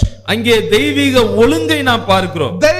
There is a divine order which is given in this verse. இந்த வசனத்தில் தெய்வீக ஒரு ஒழுங்கு கொடுக்கப்பட்டிருக்கிறதை பார்க்கிறோம். What is the order? March official order. என்ன ஒழுங்கு? ஒரு அலுவலக ரீதியில் அவர்கள் செய்யக்கூடிய விஷயங்கள் என்ன? What is the order given here? இங்கே சொல்லப்பட்ட அந்த ஒழுங்கு முறை என்ன? Look at verse 19. வசனம் 19ஐ கவனியுங்கள். Go. நீங்கள் புறப்பட்டு போங்கள். Go. போ. That is the divine order or the mandate which is given by the Lord in this verse. அதுதான் கர்த்தராகிய இயேசு கிறிஸ்துவினால் சொல்லப்பட்ட தெய்வீக ஒழுங்குமுறையாக இருக்கிறது. If you are still sitting, you cannot go. நீங்கள் இன்னும் இருந்து கொண்டே அமர்ந்து கொண்டே இருந்தால் உங்களால் போக முடியாது. If you are just staying wherever you are, you cannot go. நீங்கள் எங்கே இருக்கிறீர்களோ அங்கேயே இருந்து கொண்டிருந்தால் உங்களால் போக முடியாது, செல்ல முடியாது. If you are not going to make a move, you cannot go. நீங்கள் ஒரு இடத்திலிருந்து உங்களை அசையாமல் அல்லது நீங்கள் நகர்த்தாமல் இன்னொரு இடத்திற்கு உங்களால் செல்ல முடியாது. Go. போ. Today instead of going, we tell come. Isn't it? இன்றைக்கு போங்கள் என்பதற்கு பதிலா நாம் என்ன சொல்லுகிறோம்? வாருங்கள், வா அப்படி நம்ம சொல்றோம். Some of the churches, they have the gospel meeting, come. இன்றைக்கு நிறைய சபைகள்ல சுவிசேஷ கூட்டம் வைக்கும் போது வாங்க சபைக்கு வாங்க அப்படின்னு நம்ம அழைப்பு கொடுக்கிறோம். Okay, you do it, no problem. அது நீங்கள் செய்யலாம், அதில் எந்த தவறு இல்லை. That is not the Bible says. ஆனால் அதை அப்படி வேதம் சொல்லுகிறது இல்லை. Go, போங்கள், போ. Who should go? யார் போக வேண்டும்? Evangelists and the elders, right? ஊழியர்களும் மூப்பர்களும் போக வேண்டுமா? Only men in the assembly, they should go, right? அல்லது சபையில் இருக்கக்கூடிய ஆண்கள் மட்டும் போக வேண்டும், சரிதானே? How about the sisters? சகோதரிகளை குறித்து என்ன? சகோதரிகள் போக வேண்டுமா? Sit at home and do the work at home, isn't it? நீங்கள் வீடுகளில் இருந்து வேலை செஞ்சா போதும், அப்படிதானே? No, இல்லை. every individual who is called as the disciple of the Lord Jesus must go. ஆண்டவராகிய இயேசு கிறிஸ்துவின் சீசர்கள் என்று அழைக்கப்பட்ட ஒவ்வொரு தனிப்பட்ட நபர்களும் போக வேண்டும். Whether you are a man or a woman, you are responsible to go. நீங்கள் ஆண்களோ பெண்களோ உங்கள் ஒவ்வொருவருக்கும் கொடுக்கப்பட்ட பொறுப்பு, நீங்கள் புறப்பட்டு போக வேண்டும், போங்கள். Now if you look at the grammar of that expression, இந்த வசனத்தினுடைய அந்த இலக்கணத்தை நீங்கள் உற்று பார்த்தால், it means as you go. அதனுடைய அர்த்தம் நாம், அதாவது போகிறது போல, நாம் எப்போதும் போகிறோமோ அது போல என்று சொல்லப்பட்டிருக்கிறது. As you go, நீங்கள் போகிறது போல. What does it mean? அதனுடைய அர்த்தம் என்ன? What does it mean? அதனுடைய அர்த்தம் என்ன? As you go, what does it mean? நீங்கள் போகிறது போல, அதனுடைய அர்த்தம் என்ன? That means as we pass through this world, wherever you are, அதனுடைய அர்த்தம் இந்த உலகத்தில் நாம் எங்கெல்லாம் போகிறோமோ, எங்கெல்லாம் கடந்து செல்லுகிறோமோ, you need to carry the gospel with you. அங்கே உங்களோடு இந்த சுவிசேஷத்தை நீங்கள் சுமந்து செல்ல வேண்டும். Wherever you go, as you pass through the world, carry the gospel. When you meet the people, share it with them and win them for the Lord. நீங்கள் இந்த உலகத்திற்கு எங்கெல்லாம் போகிறீர்களோ, யாரெல்லாம் சந்திக்கிறீர்களோ, எங்கெல்லாம் இருக்கிறீர்களோ, அங்கெல்லாம் சுவிசேஷத்தை எடுத்து செல்லுங்கள். இந்த சுவிசேஷத்தை மற்றவர்களுக்கு நீங்கள் பகிர்ந்து கொடுங்கள். As you go into the world, whomever you meet, speak to them and win them for the Lord. இந்த உலகத்திற்குள் நீங்கள் போகும்போது யாரையெல்லாம் சந்திக்கிறீர்களோ அவர்களுக்கெல்லாம் இந்த சுவிசேஷத்தை சொல்லி, share the gospel to everyone whom you meet on the way. நீங்கள் சந்திக்கக்கூடிய பாதையில், வழியில் சந்திக்கக்கூடிய எல்லோருக்கும் இந்த சுவிசேஷத்தை சொல்லுங்கள். Every day you go out, isn't it? எல்லா நாளும் நீங்கள் வெளியில போறீங்க, அப்படிதானே? On the way you meet so many people, right? நீங்க டெய்லி வெளியில போகும்போது நிறைய மக்களை நீங்க சந்திக்கிறீங்க. But are you speaking to them? ஆனால் சந்திக்கக்கூடிய மக்களோடு நீங்கள் பேசுகிறீர்களா? That's what the word says. இந்த சுவிசேஷம் சொல்லுகிறீர்களா? அதைத்தான் வேதம் சொல்லுகிறது. As you go, whomever you meet on the way, share the gospel, speak to them and lead them to the Christ. நீங்கள் போகக்கூடிய பாதையில் நீங்கள் சந்திக்கக்கூடிய ஜனங்களை நீங்கள் சுவிசேஷம் சொல்லுங்கள். அவர்களை ஆண்டவராய் இயேசு கிறிஸ்துவின் சுவிசேஷத்தை சொல்லி அவர்களை சபைக்கு நீங்கள் அழைத்து வாருங்கள். That is what the command or the mandate given here. அதுதான் தேவன் கொடுத்த தெய்வீக ஒழுங்குமுறையாக இருக்கிறது. So now how can we do that? Okay, இதை நாம் எப்படி செய்யலாம்? இந்த தெய்வீக ஒழுங்கை நாம் எப்படி செய்யலாம்? There are two ways. அதற்கு இரண்டு வழிகள் உண்டு. Number one, முதலாவது, you can do it through your lives. உங்களுடைய வாழ்க்கையின் மூலமாக நீங்கள் அதை செய்யலாம். Your life should be an example before the people around. மற்றவர்கள், அதாவது நாம் வாழக்கூடிய இந்த உலகம் மற்றவர்களுக்கு முன்பாக நாம் உதாரணமான எடுத்துக்காட்டான வாழ்க்கை நாம் வாழலாம். Or in another words, I would say like this. இன்னொரு வார்த்தையில் நான் அதை இப்படியாக சொல்ல விரும்புகிறேன். When the people look at your life should produce a taste in others for the Lord. மற்றவர்கள் உங்களை காணும்போது, உங்களை பார்க்கும்போது ஆண்டவருக்குள் மற்றவர்கள் வர வேண்டும் என்கின்ற தாகம் அவர்களுக்கு வர வேண்டும். Understand what I am trying to say? நான் என்ன சொல்றேன் அப்படின்னு உங்களுக்கு புரியுதா? When people see your life, மற்ற மக்கள் உங்கள் வாழ்க்கையை பார்க்கும்போது, your life should create a taste in them to come to the Lord. உங்கள் வாழ்க்கை அவர்கள் கிறிஸ்துவுக்குள்ளாக வருவதற்கான தாகத்தை ஏற்படுத்த வேண்டும். Is it happening in our lives? அது நம்முடைய வாழ்க்கையில் நடைபெறுகிறதா, நடக்குதா? When they listen your words, அவர்கள் நம்முடைய வார்த்தை அவர்கள் கவனிக்கும் போது, when they see your joy, உங்களுடைய சந்தோஷத்தை அவர்கள் காணும் போது, when they see your peace and happiness in your life, உங்களுடைய வாழ்க்கையில் நீங்கள் சமாதானத்தோடும் சந்தோஷத்தோடும் வாழ்கிறீர்கள் என்பதை அவர்கள் கவனிக்கும் போது, when they really see the differences that are there in your life, உங்களுடைய வாழ்க்கையில் இருக்கின்ற வித்தியாசங்களை அவர்கள் பார்க்கும்போது, it should cause them to have a taste to know, oh, what is this, what a difference it is. அந்த விஷயங்கள் அவர்களுடைய வாழ்க்கையில் ஒரு தாகத்தை ஏற்படுத்த வேண்டும். இவர்கள் வித்தியாசமானவர்களாக இருக்கிறார்களே, இவர்கள் வேறுபட்டு வாழ்கிறார்களே என்ற தாகம் அவர்களுக்கு வர வேண்டும்.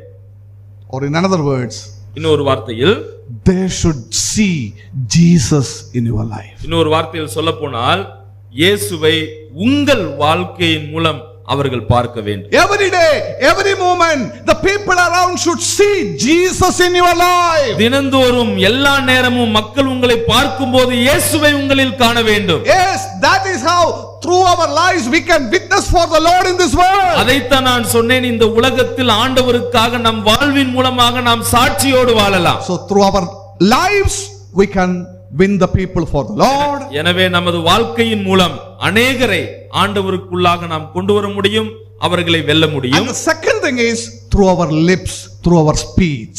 இரண்டாவது நமது உதடுகள், நமது வார்த்தையின் மூலமாக. Here we read that you need to teach, you need to instruct, and you need to speak to the people. இங்கே நாம் வாசிக்கிறோம், அவர்களுக்கு நீ போதிக்க வேண்டும், கற்பித்து கொடுக்க வேண்டும், அவர்களோடு பேச வேண்டும் என்று நான் பார்க்கிறேன். Yes, we have to live a right life. Along with that, you need to speak to the people and share with them the glorious gospel of Jesus. சரியான வாழ்வை வாழ வேண்டும், மகிமையான சுவிசேஷத்தை நாம் சந்திக்கக்கூடிய மற்றவர்களுக்கு அதை நாம் பகிர்ந்து கொடுக்க வேண்டும். We need to share our faith with others, those who do not know it. நமக்கு இருக்கின்ற விசுவாசம் அறியாதவர்களுக்கு ஆண்டவராய் இயேசு கிறிஸ்துவை நாம் பகிர்ந்து கொள்ள வேண்டும், அவர்களுக்கு சொல்ல வேண்டும். We should share with the lost people what Jesus did for us and what Jesus can do for them. ஆண்டவராய் இயேசு கிறிஸ்து நமக்காக என்ன செய்தார், அவர்களுக்காக என்ன செய்தார் என்பதை அவர்களுக்கு நாம் எடுத்து கூற வேண்டும். And in Gospel of Mark chapter 16 verse 15 we read like this. Mark 16ஆம் அதிகாரம் 15வது வசனத்தில் இப்படியாய் வாசிக்கிறோம். Go ye into this world and preach the gospel to every creature. Mark 16ஆம் அதிகாரம் 15வது வசனம் இப்படியாய் சொல்லுகிறது, நீங்கள் உலகமெங்கும் சென்று எல்லா சிருஷ்டிக்கும் நீங்கள் பிரசங்கியுங்கள் என்று சொல்லுகிறது. Yes, you go into this world as king's herald. இங்கே இந்த உலகத்திற்கு நீங்கள் செல்ல வேண்டும், நீங்கள் உலகமெங்கும் போய் சர்வ சிருஷ்டிக்கும் சுவிசேஷத்தை பிரசங்கியுங்கள். We have to pass through the highways and the byways of this world. நாம் இந்த உலகத்தில் செல்லக்கூடிய எல்லா இடங்களிலும் நாம் சுவிசேஷம் அறிவிக்க வேண்டும். And lift up our voice and speak to them about the love of Jesus. நாம் போகக்கூடிய இருக்கக்கூடிய எல்லா இடங்கள் நம்முடைய சத்தத்தை உயர்த்தி தேவனுடைய அன்பை அவர்களுக்கு நாம் அறிவிக்க வேண்டும். We need to declare the gospel of the grace to the people of this world. கிருபையினுடைய சுவிசேஷத்தை இந்த உலகத்தாருக்கு நாம் எடுத்து சொல்ல வேண்டும்.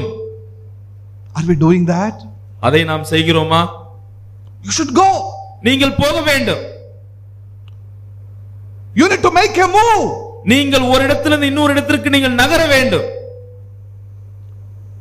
Then only you can fulfill this command. அப்படி நீங்கள் செய்தால் மட்டுமே இந்த கட்டளையை நிறைவேற்ற முடியும். D.L. Moody, you must have heard about him. D.L. மூடியை குறித்து நீங்கள் நிச்சயமாக கேள்விப்பட்டிருப்பீர்கள். He was a great servant of God. அவர் தேவனுடைய உன்னதமான ஊழியக்காரராக இருந்தார். And he was a very busy man. அவர் ரொம்ப பிஸி மேனாக இருந்தார். But he made a covenant with God. ஆனால் பாருங்கள், தேவனோடு ஒரு உடன்படிக்கை அவர் செய்திருந்தார். Do you know what was the covenant that he made with the Lord? தேவனோடு என்ன உடன்படிக்கை செய்திருந்தார் என்று உங்களுக்கு தெரியுமா? The covenant was, he said that, Lord, I would witness for Christ at least to one man every day. அந்த உடன்படிக்கை என்னவென்றால், ஆண்டவரே, இந்த உலகத்தில் நான் வாழக்கூடிய ஒவ்வொரு நாளும் ஒரு மனிதனையாவது நான் சந்திப்பேன், அந்த மனிதனுக்கு உண்மை குறித்து நான் சொல்லுவேன் என்று உடன்படிக்கை செய்திருந்தார். At least one man every day. ஒரு நாளில் ஒரு மனிதனையாவது சந்தித்து உமக்காக நான் சாட்சியாயிருப்பேன், உண்மை குறித்து சொல்லுவேன் என்று உடன்படிக்கை செய்திருந்தார். One night it was almost 10 o'clock. ஒரு இரவு 10 மணி கடந்து போனது. He was very busy in writing. He is a scholar. அவர் நல்ல ஒரு வேத பண்டிதர், எனவே தான் எழுதக்கூடிய அந்த எழுத்தில் ரொம்ப பிஸியாக இருந்தார். But 10 o'clock he realized that, oh, I did not share gospel with anybody today. ஆனால் 10 மணி ஆனபோது தான் அவருக்கு நினைவு வந்தது, ஆகா, இன்றைக்கு நான் ஒருவரை சந்திக்க வேண்டுமே, இன்னும் சந்திக்கவில்லையே என்ற எண்ணம் நினைவு வந்தது. Suddenly he got up from his chair and went out to the room. அந்த நினைவு வந்த உடனே தன்னுடைய அறையை விட்டு அவர் வெளியே சென்றார். and went into the street there. அங்கே இருக்கக்கூடிய ஒரு தெருவுக்கு சென்றார். He saw a person அங்கே ஒரு நபரை பார்த்தார். and he shared the gospel with him. அங்கே அந்த நபருக்கு சுவிசேஷத்தை பகிர்ந்து கொண்டார். And when he was sharing the gospel with that man, he got violent and started to beat D.L. Moody. And he just wanted to beat him. அவர் அடிப்பதற்கு முயற்சி செய்தார், அடிக்க போறார். And anyhow D.L. Moody just shared and came back. எனவே அவர் அந்த அடியை மறைச்சிட்டு அவர் சுவிசேஷத்தை அவர் பகிர்ந்து கொண்டு திரும்பி வந்து விட்டார். 3 months back, 3 மாதங்கள் ஆனது. a man knocked at the door of D.L. Moody. 3 மாதம் கழித்து D.L. மூடியினுடைய அறையை தட்டக்கூடிய சத்தத்தை கேட்டார். He opened the door. அந்த கதவை அவர் திறந்தார். It was that man. அது யார் என்றால் அந்த 3 மாதத்துக்கு முன்பதாக அவரை அடிக்க வேண்டும் என்று நினைத்திருந்த மனிதன் முன்பாக நின்று கொண்டிருந்தார். And then this man said to D.L. Moody, அந்த மனிதர் D.L. மூடியை பார்த்து இப்படியாய் சொன்னார், sir, from that night onwards I have no peace in my mind.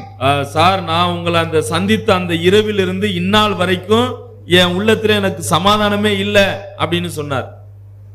And D.L. Moody shared gospel with him.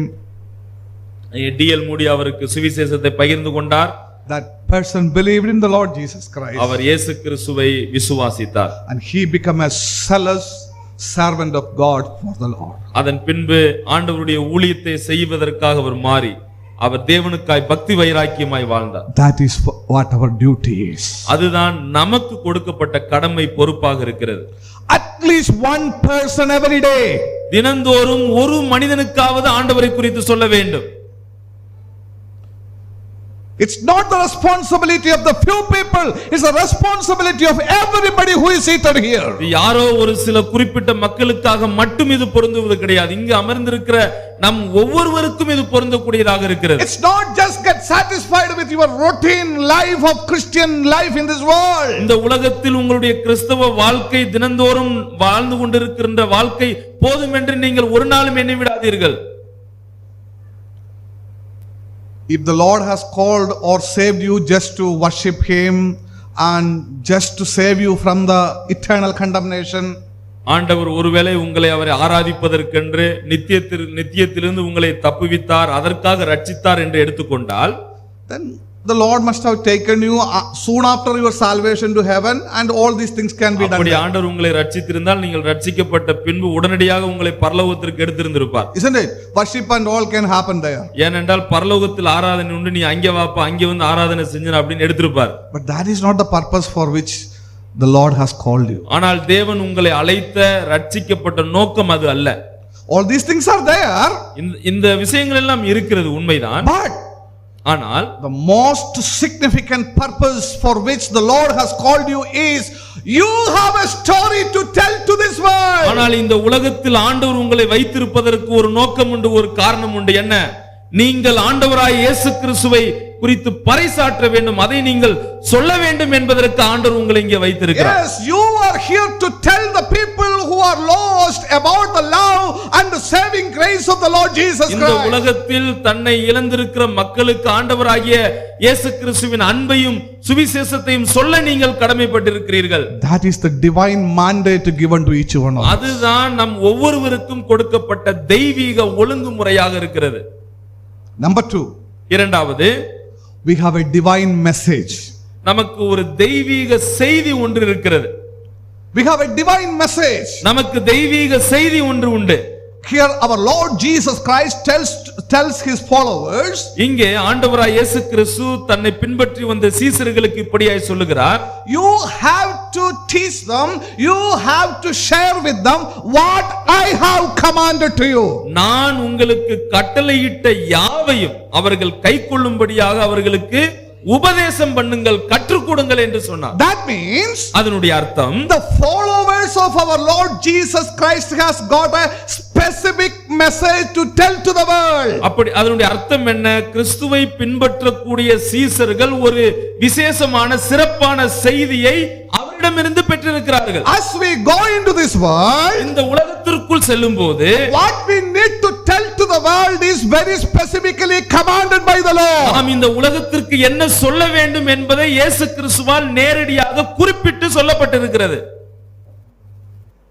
You cannot tell anything that you like. நீங்க நினைக்கிறத எல்லாம் நீங்க சொல்ல முடியாது. Today what is happening? இன்றைக்கு என்ன நடக்கிறது? Many are speaking about their church to the people. அநேகர் தங்களுடைய சபைகளை குறித்து அநேக மக்கள்கிட்ட சொல்லுவாங்க. They preach about the denominations and so many other things. அவங்க அந்த சபையினுடைய பிரிவுகள் மற்ற விஷயங்கள் எல்லாம் அவர்கள் பேசுவார்கள். They preach about the preachers. அவர்கள் செய்தியாளர்கள் மற்ற செய்தியாளர்களை குறித்து பேசுவார்கள். They preach about the good things that they are doing. அவர்கள் செய்யக்கூடிய நல்ல விஷயங்களை அவர்கள் பேசுகிறார்கள். They preach about the music of their church. அவர்கள் சபையில் இருக்கக்கூடிய இசையை குறித்து பிரசங்கம் பண்ணுகிறார்கள். They speak about the style of worship and practices that they have. அவர்கள் ஆராதனையுடைய முறை என்ன, எவ்வாறு ஆராதனை செய்கிறார்கள், இதை குறித்து பிரசங்கம் பண்ணுகிறார்கள். These are the things that we often hear today. இந்த விதமான பிரசங்கங்களை தான் நாம் அநேக வேளைகளில் நாம் கேட்கிறோம். But let me tell you one thing very clearly. ஆனால் உங்களுக்கு ஒரே ஒரு காரியத்தை நான் தெளிவாய் சொல்ல விரும்புகிறேன். No problem, all these are okay, important. நான் சொல்லப்பட்ட இந்த விஷயங்கள் எல்லாம் அது அவசியம்தான், உண்மைதான். But none of these things will save any soul.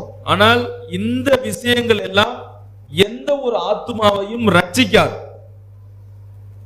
If you are speaking all these things and simply wasting time, make sure that none of these messages, none of these things will save any soul. நீங்கள் சபை இசை மற்ற விஷயங்கள் எல்லாம் நீங்கள் பேசினால் அந்த விஷயங்கள் எந்த ஒரு ஆத்துமாவையும் ரட்சிக்காது, அவர்களை ஆதாயப்படுத்த முடியாது. The Lord has made it very specific what message you should tell to the people. எனவே தான் ஆண்டவராய் இயேசு கிறிஸ்து இங்கே நீங்கள் என்ன செய்தியை சொல்ல வேண்டும் என்று குறிப்பிட்டு சொல்லுகிறார், குறிப்பிடுகிறார். It is the message that saves the lost sinner, the hell-bound sinner. இது நரகத்தில் இருக்கக்கூடிய பாவிகளுக்கான ஒரு செய்தியாக இருக்கிறது. This is the simple message that saves the souls of this world. இந்த எளிமையான செய்தி இந்த உலகத்தில் உள்ள மக்களை ரட்சிக்கக்கூடியதாக இருக்கிறது. This is the message of hope to the hurting people in this world. இந்த செய்தியானது இந்த உலகத்தில் நம்பிக்கை அற்றவர்களுக்கு நம்பிக்கை கொடுக்கக்கூடியதாக இருக்கிறது. This is the message of life to the spiritually dead people in இந்த this world. செய்தி ஆவிக்குரிய நிலையில் மரித்திருக்கிற மக்களுக்கு ஒரு ஒளி வெளிச்சத்தை கொண்டு வரக்கூடிய செய்தியாக இருக்கிறது. This is the message of peace to the tormented people in this world. இந்த செய்தி இந்த உலகத்தில் நசுக்கப்படுகிற கஷ்டப்படுகிற மக்களுக்கு சமாதானத்தை கொண்டு வருகிற செய்தியாக இருக்கிறது. This is the message of the power of God in this world. இந்த செய்தி இந்த உலகத்தில் தேவனுடைய வல்லமையை கொடுக்கக்கூடியதாக இருக்கிறது. It is the message of the person of Jesus Christ. இந்த செய்தி கர்த்தராகிய ஆண்டவராகிய இயேசு கிறிஸ்து என்ற நபரை குறித்த செய்தியாக இருக்கிறது. This is the only message that the world should hear today. இந்த உலகம் இந்த ஒரே செய்தியை மட்டுமே அறிய வேண்டும். This is the message that is universally applicable today. இந்த செய்தி மட்டுமே உலகளாவிய முறையில் எல்லோராலும் ஏற்றுக்கொள்ளப்படக்கூடிய ஒரு செய்தி. This is the message that is potential to change the life of the lost sinners today. இந்த செய்தி தான் தன்னுடைய வாழ்க்கையை இழந்து போன எந்த ஒரு நபரையும் ரட்சிக்கக்கூடிய ஒரு செய்தி. Oh, this is the message. This is the powerful message that the world has ever heard. இந்த வல்லமையான செய்தியை தான் உலகம் இந்நாள் வரைக்கும் கேட்க முடியாமல் இருக்கிறது, கேளாமல் இருக்கிறது. This is the message that the world has ever heard. இந்த செய்தி இந்த உலகம் அறியாத ஒரு செய்தியாக இருக்கிறது. This is the divine message to the perishing soul. இதுதான் அழியக்கூடிய ஆத்துமாக்களுக்கு கொடுக்கக்கூடிய ஒரு தெய்வீக செய்தியாக இருக்கிறது. Are you speaking this message? இந்த செய்தியை நாம் பேசுகிறோமா? Are you sharing this message? இந்த செய்தியை நாம் மற்றவர்களுக்கு பகிர்ந்து கொள்கிறோமா? Or are you continue to share your ideas and your things that is making happy and satisfaction to your life? அல்லது நமது வாழ்க்கையில் சந்தோஷத்தை மகிழ்விக்கிற நமது சொந்த காரியங்களை நாம் பேசுகிறோமா? We have a specific message. நமக்கு குறிப்பிட்ட செய்தி உண்டு. That is about the person of Jesus Christ who can save the lost sinner. அந்த செய்தி என்னவென்றால் ஆண்டவராய் இயேசு கிறிஸ்து, ஆண்டவராய் இயேசு கிறிஸ்து அழியக்கூடிய ஆத்துமாக்களை ரட்சிப்பதற்கு போதுமானவரும் வல்லவருமாக இருக்கக்கூடிய ஒரே நபராக இருக்கிறார். And the third important thing, மூன்றாவது முக்கியமான விஷயம், we have a divine mission. நமக்கு ஒரு தெய்வீக அருட்பணி கொடுக்கப்பட்டிருக்கிறது. We have a divine mission. நமக்கு தெய்வீக அருட்பணி நோக்கம் உண்டு. Now here we read like this. அதை நாம் இங்கே அப்படியே வாசிக்கிறோம். Go and teach all nations. நீங்கள் புறப்பட்டு போய் எல்லோருக்கும் நீங்கள் போதியுங்கள், உபதேசம் பண்ணுங்கள். All nations. எல்லா ஜனத்திற்கும். Gospel of Mark chapter 16 verse 15 we read like this. மத்தேயு 16ஆம் அதிகாரம் 15வது வசனத்தில் இப்படியாய் வாசிக்கிறோம். Go you into the whole world. அங்கே மத்தேயு 16:15, நீங்கள் உலகமெங்கும் போங்கள், உலகமெங்கும் போய். And in Acts chapter 1 verse 8 we read like this. அப்போஸ்தலர் 1ஆம் அதிகாரம் 8வது வசனத்தில் இப்படியாய் வாசிக்கிறோம். We receive power and you shall be my witnesses in Jerusalem, Judea, Samaria and to the uttermost part of this world. பரிசுத்த ஆவியானவர் உங்களிடத்தில் வரும்போது நீங்கள் பலனடைந்து யூதேயா, கலிலேயா, எருசலேம், பூமியின் கடைசி பரியந்தமும் எனக்கு சாட்சிகளாக இருப்பீர்கள். So we have a mission. So நமக்கென்று ஒரு நோக்கம், ஒரு அர்ப்பணி உண்டு. What is our mission? நமது அர்ப்பணி என்ன? Tell this message to every person in the world. இந்த செய்தியை இந்த உலகத்தில் உள்ள எல்லோருக்கும் சொல்ல வேண்டும், சர்வ சிருஷ்டிக்கும் சொல்ல வேண்டும். We have a mission field. நமக்கு அர்ப்பணி இடங்கள் ஏராளம் உண்டு. What is that mission field? நமக்கு கொடுக்கப்பட்ட அர்ப்பணியின் இடம் எது? Entire world. இந்த உலகம் முழுவதும், சர்வ சிருஷ்டியும். Entire world is our mission field. இந்த உலகம் முழுவதுமே நமக்கு கொடுக்கப்பட்ட அர்ப்பணியாக இருக்கிறது. The Lord expects each of us to tell the truth and the story of our Lord Jesus Christ to every people in this world. இந்த உலகத்தில் வாழக்கூடியவர்களுக்கு ஆண்டவராகிய இயேசு கிறிஸ்துவை பற்றிய செய்தியை நாம் சொல்ல வேண்டும் என்று இயேசு கிறிஸ்து நமக்கு அர்ப்பணியை கொடுத்திருக்கிறார். The Lord expects every people everywhere to hear the story of Jesus Christ. உலகத்தில் உள்ள எல்லோரும் இயேசு கிறிஸ்துவை குறித்து அறிய வேண்டும், சொல்லப்பட வேண்டும் என்று ஆண்டவர் நம்மிடம் எதிர்பார்க்கிறார். There is no ethnic differences or there is no race differences, there is no differences in the lifestyle or economical status. அங்கே அவர்கள் தேசத்தை குறித்து வித்தியாசம் இல்லை, அவர்கள் எந்த மொழி வேண்டுமானாலும் பேசலாம், எந்த கலாச்சாரம் உள்ளவர்களாக இருந்தாலும் சரி, எல்லோருக்கும் இந்த செய்தி சொல்லப்பட வேண்டும். That is what our mission is. அதுதான் உங்களுக்கும் எனக்கும் அல்லது நமக்கு கொடுக்கப்பட்ட அர்ப்பணி. Nobody should be ignored. Every individual person that you meet in the street should be reached with the gospel of Jesus. இந்த தெருவில், இந்த தெருக்களில், இந்த ஏரியாக்களில் சந்திக்கக்கூடிய எந்த ஒரு நபரும் அவர்கள் கைவிடப்படக்கூடாது. நான் ஆண்டவராகிய இயேசுவை அறியவில்லை என்று சொல்லக்கூடாது. That is your work. அது உங்களுடைய வேலையாக இருக்கிறது. That is our work. அது நமது வேலையாக இருக்கிறது. Whomever you meet on the street, they should never perish without knowing who Jesus is. தெருக்களிலே நீங்கள் பார்க்கக்கூடிய மனிதர்கள் ஆண்டவராகிய இயேசு கிறிஸ்து யார் என்று அறியாமல் எந்த ஒரு ஆத்துமாவும் அழிந்து விடக்கூடாது. You are responsible. அது உங்களுக்கு கொடுக்கப்பட்ட பொறுப்பு, கடமை. God brought that soul in front of you, but you did not share about Jesus. தேவன் அந்த ஆத்துமாவை உங்களுக்கு முன்பாக கொண்டு வந்திருக்கிறார், ஆனால் நீங்கள் அவரை குறித்து அவருக்கு சொல்லவில்லை என்றால் you are busy. நீங்கள் அதை தவிர்க்கிறீர்கள். You are busy with your life. நீங்கள் உங்களுடைய வாழ்க்கையில ஏதோ நீங்கள் இழந்து விட்டீர்கள். You are busy with your works. உங்களுடைய வேலையை நீங்கள் இழந்து விட்டீர்கள். You are busy with all other things, but you are not sharing gospel with them. நீங்கள் மற்ற எதை விட்டாலும் சரி, ஆனால் ஒரு நபருக்கு நீங்கள் சுவிசேஷம் சொல்லாவிட்டால் அவருடைய வாழ்க்கையும் நீங்கள் இழந்து போக பண்ணுகிறீர்கள். So dear brothers and sisters, என் அன்பான சகோதர சகோதரிகளே, we have a divine mission. நமக்கு தெய்வீக அர்ப்பணி கொடுக்கப்பட்டிருக்கிறது. Whomever the Lord brings before you, யாரையெல்லாம் ஆண்டவர் உங்களுக்கு கண்களுக்கு முன்பாக கொண்டு வருகிறாரோ, it is your responsibility to tell about Jesus. அவர்களுக்கு இயேசுவை சொல்லக்கூடிய பொறுப்பு, கடமை உங்களுக்கு கொடுக்கப்பட்டிருக்கிறது. The entire world, every individual in this world is the recipient of the gospel.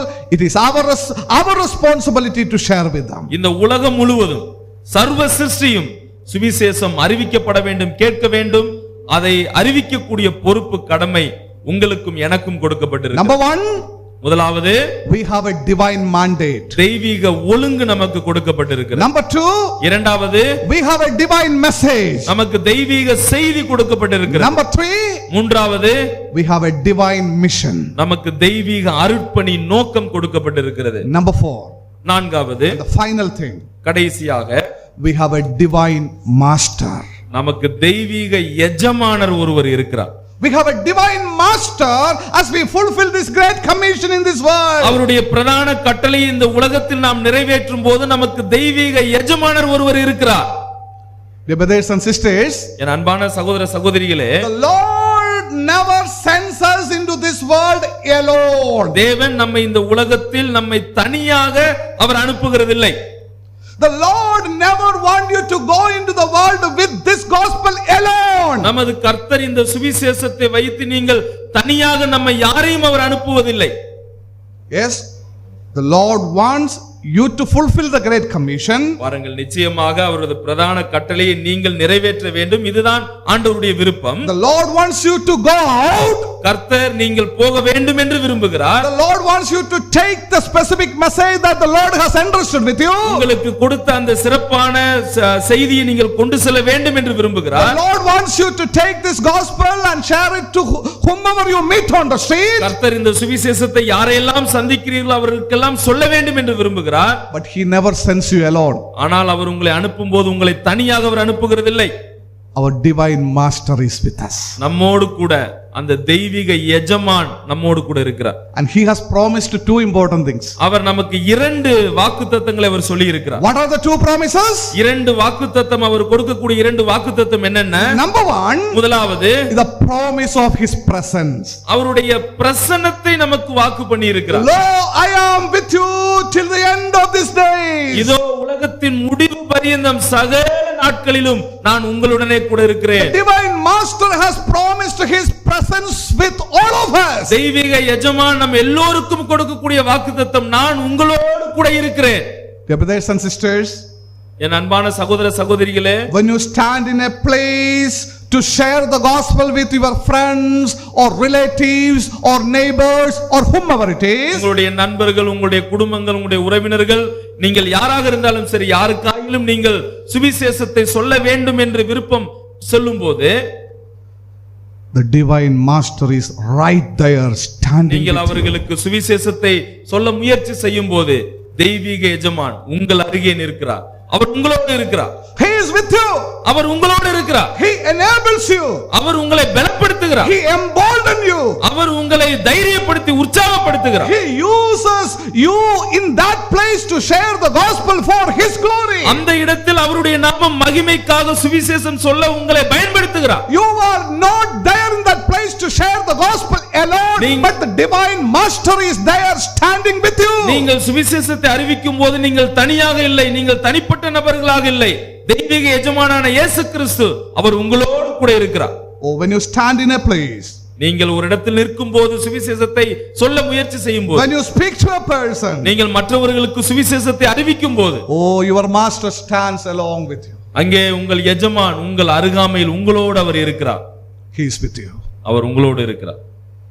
As Simeon is going for the great ministry that the Lord has entrusted with him, தேவன் சிமியோனுக்கு கொடுத்த அந்த ஊழியத்தை நிறைவேற்ற சிமியோன் போகும்போது, it is not that he is alone going into that place. அவர் தனியாக அந்த இடத்திற்கு அவர் செல்லவில்லை. It's not that he is alone there standing and sharing the gospel. அங்கே தனியாக நின்று அவர் மட்டும் சுவிசேஷத்தை அவர் பிரசங்கிக்கிறதில்லை. His divine master stands along with him. தெய்வீக எஜமான் அவரோடு கூட இருக்கிறார். Look at the second promise. இரண்டாவது வாக்குத்தத்தத்தை கவனியுங்கள். What is the second promise? இரண்டாவது வாக்குத்தத்தம் என்ன? He has promised his power to us. அங்கே அவரது வல்லமையை நமக்கு கொடுப்பார் என்ற வாக்குத்தத்தம். We have the promise of his presence. நமக்கு அவருடைய பிரசன்னம் நமக்கு வாக்குத்தத்தம் கொடுத்திருக்கிறார். At the same time we have the promise of his power. அதே வேளையில் அவரது வல்லமையை நமக்கு கொடுக்கிறேன் என்ற வாக்குத்தத்தம். What we read here? இங்கே என்ன வாசிக்கிறோம்? All power in heaven and earth is given unto me. சகல அதிகாரம் வானத்திலும் பூமியிலும் சகல அதிகாரம் எனக்கு கொடுக்கப்பட்டிருக்கிறது. And in Acts chapter 1 verse 8 we read, அப்போஸ்தலர் 1:8 நாம் வாசிக்கிறோம், when you receive the power of the Holy Spirit, பரிசுத்த ஆவியானவர் உங்களிடத்தில் வரும்போது நீங்கள் பலன் அடைந்து, you will become my witnesses everywhere. நீங்கள் எல்லா இடத்திலும் எனக்காக சாட்சிகளாய் இருப்பீர்கள். So dear brothers and sisters, என் அன்பான சகோதர சகோதரிகளே, when you faithfully stand with the gospel to share with others, நீங்கள் மற்றவர்களுக்கு சுவிசேஷம் சொல்ல வேண்டும் என்று உண்மையோடு நீங்கள் இருந்தால், sometimes we think that, oh, I don't have any power, I don't have any intelligence or abilities.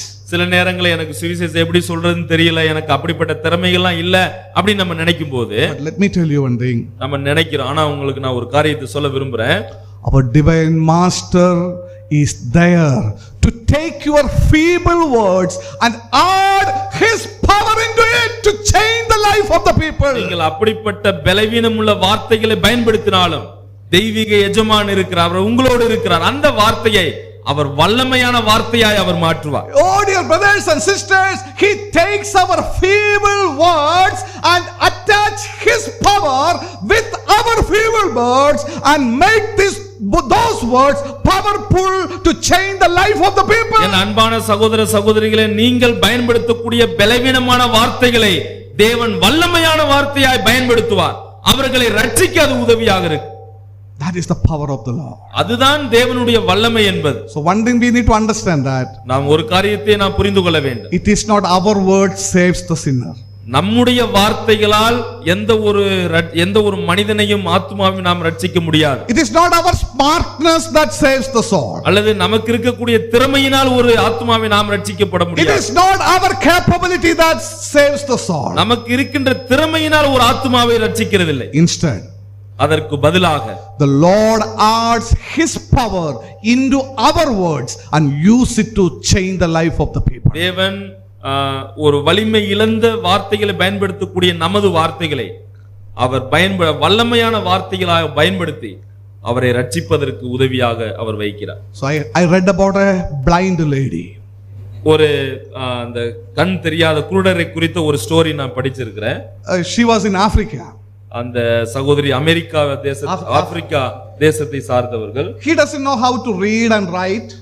அவர்களுக்கு வாசிப்பதற்கோ எழுதுவதற்கோ தெரியாது. And at the same time she is blind. அதே வேளையில் அவள் ஒரு குருடலாகவும் இருக்கிறாள். And she believed in the name of the Lord Jesus Christ and become a Christian. ஆனால் அந்த சகோதரி ஆண்டவராய் இயேசு கிறிஸ்துவை விசுவாசித்து அவள் கிறிஸ்தவளாக மாறிய ஒரு சகோதரி. And one day she came to her pastor. ஒரு முறை அந்த சகோதரி தன் ஊழியரிடம் வந்தாள். And she said, Pastor, I need a Bible. அவள் இப்படியாய் கேட்டாள், போதகரே எனக்கு ஒரு பைபிள் வேணும் அப்படின்னு கேட்டாங்க. Pastor thought this lady doesn't know how to read and how to write, then and even she doesn't see why she wants a Bible. அப்ப அந்த போதகர் சொன்னாரு, இந்த சகோதரியால பார்க்க முடியாது, கேட்க முடியாது, எதுக்கு இந்த சகோதரிக்கு பைபிள் தேவை அப்படின்னு சொல்லி யோசித்தார். Then pastor brought the Bible. இருந்தாலும் அந்த போதகர் அவருக்கு ஒரு பைபிள் வாங்கி கொடுத்தாரு. And then the blind lady said to the pastor, அந்த பைபிளை வாங்கிட்டு இந்த சகோதரி போதகர்கிட்ட இப்படியா சொன்னாங்க, Pastor, please take John chapter 3 verse 16. போதகர், பாஸ்டர் இந்த யோவான் 3ஆம் அதிகாரம் 16வது வசனத்தை திருப்புங்க அப்படின்னு சொன்னாங்க. And keep a bookmark there. அங்கே அடையாளத்துக்காக ஒரு குறியீடு, ஒரு புக் மார்க் வைங்க அப்படின்னு. And then color that verse. அந்த வசனத்தை நீங்க நல்லா கலர் பண்ணுங்க அப்படின்னு சொன்னாங்க. Only that verse. அந்த வசனத்தை மட்டும், யோவான் 3:16 மட்டும். And then she took that Bible. அடுத்து அந்த பைபிளை மூடிட்டாங்க. And she took the Bible and went out. அடுத்து அந்த பைபிளை கொண்டு போய் வீட்டுக்கு போயிட்டாங்க. And this pastor thought what she is going to do. அப்ப அந்த பாஸ்டர் நினைச்சாரு, இந்த சகோதரி என்ன சொல்ல போறாங்க, என்ன செய்ய போறாங்க அப்படின்னு. And he followed this lady. அந்த சகோதரி எங்க போறாங்க அப்படின்னு பாஸ்டர் பின்னாடியே போனாங்க. And this blind lady with that Bible, she walked and went in front of a school and stood near the gate of that school. அந்த கண் தெரியாத சகோதரி ஒரு பள்ளிக்கூடத்திற்கு அருகே சென்று பள்ளிக்கூடத்திற்கு முன் வாயிலில் இந்த வேதத்தோடு அவள் நின்று கொண்டிருந்தாள். And that was the time when the children comes out and go home. அந்த நேரம் பள்ளிக்கூடம் எல்லாம் முடிந்து எல்லோரும் வீட்டுக்கு திரும்பக்கூடிய சமயம் அது. So she stood there and calls children to come near to her. அங்கே அந்த கண் தெரியாத சகோதரி நின்று வரக்கூடிய குழந்தைகள் எல்லாம் அழைத்து கொண்டிருந்தார்கள். And she opens that bookmark. அப்ப அந்த பிள்ளைகள் எல்லாம் அழைத்து எங்கே அந்த குறிப்பிட்டிருந்தார்களோ அந்த பகுதியை எடுத்து காண்பித்துக் கொண்டிருந்தார்கள். And she asked the children to read the verse that is colored. அந்த குழந்தைகளை அந்த யோவான் 3:16 கலர் பண்ணி இருக்குல்லையா, அந்த வசனத்தை படிங்க அப்படின்னு சொன்னாங்க. And they read the verse. அங்கே அந்த பிள்ளைகள் எல்லாம் அந்த வசனத்தை வாசித்தார்கள். And she shared the gospel with them. அப்படி வசனத்தை வாசித்தவுடன் பிள்ளைகளுக்கு சுவிசேஷத்தை சொன்னார்கள். And do you know 24 boys were saved. அந்த நேரத்தில் 24 பையன்கள் அவங்க ரட்சிக்கப்பட்டாங்க. And later those 24 boys become the pastors in that Africa. அதற்கு பின்பதாக ஆப்பிரிக்காவில் அந்த 24 மாணவர்களும் மிகப்பெரிய போதகர்களாக அவர்கள் மாறினார்கள். Do you know who did that? அது யார் செய்தார்கள் என்று தெரியுமா? God did it through a blind lady. தேவன் ஒரு கண் தெரியாத சகோதரியின் மூலம் இவ்வளவு விஷயத்தை அவர் செய்தார். God did it through a lady who doesn't know how to read and write. வேதத்தை வாசிக்க எழுத தெரியாத சகோதரியின் மூலம் தேவன் இவ்வளவு விஷயத்தை செய்தார். Dear brothers and sisters, அன்பான சகோதர சகோதரிகளே, you can see everybody, you have a good eyesight. உங்களுக்கு நல்ல பார்வை இருக்கிறது, உங்களால் எல்லோரையும் பார்க்க முடியும், சந்திக்க முடியும். The Lord has given you all the abilities and all the intelligence and all the needed blessings in your life. ஆண்டவர் உங்களுக்கு எல்லா திறமையை கொடுத்திருக்கிறார், நல்ல அறிவை கொடுத்திருக்கிறார், உங்களுடைய தேவையெல்லாம் அவர் கொடுத்திருக்கிறார். But to how many are you sharing the gospel? ஆனால் உங்களில் எத்தனை பேர் இந்த சுவிசேஷத்தை நீங்கள் சொல்லுகிறீர்கள்? This is a time to answer to this question. நம்மை நாமே சோதித்து பார்க்கக்கூடிய ஒரு நேரமாக இருக்கிறது. Think about our verses. நம்மை குறித்து நாம் யோசிப்போம். A blind lady who doesn't know how to read and write, she did it. And then how much more we who are seated here should do for the Lord? கண் தெரியாத சகோதரி, வேதத்தை வாசிக்கவோ எழுதவோ பார்க்கவோ முடியாத சகோதரி இவ்வளவு ஊழியங்களை செய்திருக்கிறார். ஆனால் உங்களாலும் என்னாலும் பார்க்க முடிகிறது. நாம் எந்த அளவிற்கு நாம் அவருடைய ஊழியத்தை செய்கிறோம். Think about our verses. நம்மை குறித்து நாம் யோசிப்போம். This is the great commission of the Lord. இதுதான் ஆண்டவராய் இயேசு கிறிஸ்து கொடுத்த மிக பிரதானமான கட்டளையாக இருக்கிறது. This is what we have to do in this world. இதைத்தான் நாம் இந்த உலகத்தில் செய்ய வேண்டும். If you do anything else without this, இது இல்லாமல் நீங்கள் இந்த உலகத்தில் எதை செய்தாலும் no use at all. அது எந்த ஒரு பயனும் இல்லை. Think about your verses.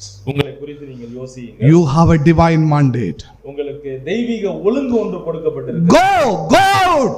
அந்த தெய்வீக ஒழுங்கனை நீங்கள் புறப்பட்டு போங்கள். You have a divine message. உங்களுக்கு தெய்வீக செய்தி ஒன்று கொடுக்கப்பட்டிருக்கு. Speak about Jesus, his death, burial, resurrection and the eternal life with him. ஆண்டவராய் இயேசு கிறிஸ்துவை குறித்து பேசுங்கள். அவருடைய மரணம், அடக்கம், உயிர்த்தெழுதல், அவரோடு நித்தியமான வாழக்கூடிய வாழ்க்கை குறித்து நீங்கள் பேசுங்கள். You have a divine mission. மூன்றாவது, உங்களுக்கு தெய்வீக அருட்பணி நோக்கம் ஒன்று கொடுக்கப்பட்டது. The entire world is before you. இந்த உலகம் உங்களுக்கு முன்பாக இருக்கிறது. The entire people in this world is before you. சர்வ சிருஷ்டிகளும் உங்கள் முன்பாக இருக்கிறார்கள். It's your responsibility. அது உங்கள் பொறுப்பு, உங்கள் கடமை. But along with that, அதோடு கூட the fourth important thing, we have the divine master. நான்காவது முக்கியமான செய்தி, நமக்கு தெய்வீக எஜமான் ஒருவர் இருக்கிறார். He promised his presence with us. அவருடைய பிரசன்னம் நம்மோடு கூட இருக்கும்படியாக நமக்கு வாக்குத்தத்தம் பண்ணினார். Wherever you stand, நீங்கள் எங்கே நிற்கிறீர்களோ, you are not alone. நீங்கள் தனியாக இல்லை. Your divine master is with you. தெய்வீக எஜமான் உங்களோடு கூட இருக்கிறார். Whenever you speak the gospel with others, நீங்கள் சுவிசேஷத்தை மற்றவர்களுக்கு எப்பொழுதெல்லாம் பேசுகிறீர்களோ, you are not alone. நீங்கள் தனியாக சொல்லவில்லை, தனியாக இல்லை. Your divine master is with you. அங்கே தெய்வீக எஜமான் உங்களோடு இருக்கிறார். Not only that, அது மட்டுமல்ல, he has promised his power for each one of us. அவருடைய வல்லமையை உங்களுக்கு கொடுப்பேன் என்று வாக்குத்தத்தம் கொடுத்திருக்கிறார். We may not be educated. நாம் ஒருவேளை படிப்பறிவு இல்லாதவர்களாக இருக்கலாம். We may not be smart as others. We may not be smart as others. ஒருவேளை நாம் மற்றவர்களை விட சிறந்தவர்கள் இல்லாமல் இருக்கலாம். We may not have great abilities in our lives. நமக்கு நம்முடைய வாழ்க்கையில் திறமைகள் இல்லாமல் இருக்கலாம். But the Lord attached his power with our feeble words and use those words to win the souls for the Lord. ஆனால் திறமை இல்லாத பலவீனமான வார்த்தைகளை தேவன் வல்லமையோடு பயன்படுத்தி மற்றவர்களுக்கு அதை ரட்சிப்பின் செய்தியாக அதை மாற்ற முடியும். So the Lord's power is granted to us. அவருடைய வல்லமை நம் ஒவ்வொருவருக்கும் கொடுக்கப்பட்டிருக்கிறது. So we have no excuse to say right now. எனவே நான் சொல்ல முடியாது, சொல்ல தெரியாது அப்படின்னு சொல்லுவதற்கு எந்த ஒரு குற்றச்சாட்டோ எந்த ஒரு காரணமும் இல்லை. He is with us. அவர் நம்மோடு இருக்கிறார். He gives you the power. அவர் அந்த வல்லமையை உங்களுக்கு கொடுப்பார். May the Lord bless us to take up this words, this message very seriously in our life this man. இந்த வார்த்தையை, இந்த தேவ வார்த்தையை நமது வாழ்க்கையில் நாம் அதை கவனத்தோடு எடுத்துக்கொள்வோம். And as Simeon goes forward to do the ministry of the Lord in the coming days, வரக்கூடிய நாட்கள்ல சிமியோன் ஊழியத்திற்கு செல்லும் போதும் இந்த வார்த்தை அவருக்கு உரித்தாகட்டும். and his presence is with you, அவருடைய பிரசன்னம் அவரோடும் உங்களோடும் இருக்கட்டும். and his power also is promised with him. அது மட்டுமல்ல, அவர் வாக்குத்தத்தம் பண்ணின வல்லமையும் உங்களோடு கூட இருப்பதாக. May his name be glorified. அவருடைய நாமம் மகிமைப்படுவதாக. கர்த்தருடைய நாமம் மகிமைப்படுவதாக. இந்த நாளிலே கர்த்தருடைய பிள்ளைகளாக வந்திருக்கிற உங்களை எங்களுடைய சகோதரன் ஒரு முறை நன்றி கூறி இந்த காரியம் சொல்லுவார். என்னுடைய சகோதரன் வேல்ராஜ் அவர்கள் வந்த மக்களுக்காக நன்றியை சொல்லி தன்னுடைய நன்றி சர்வ சார்பாக தெரிவித்துக் கொள்வார்.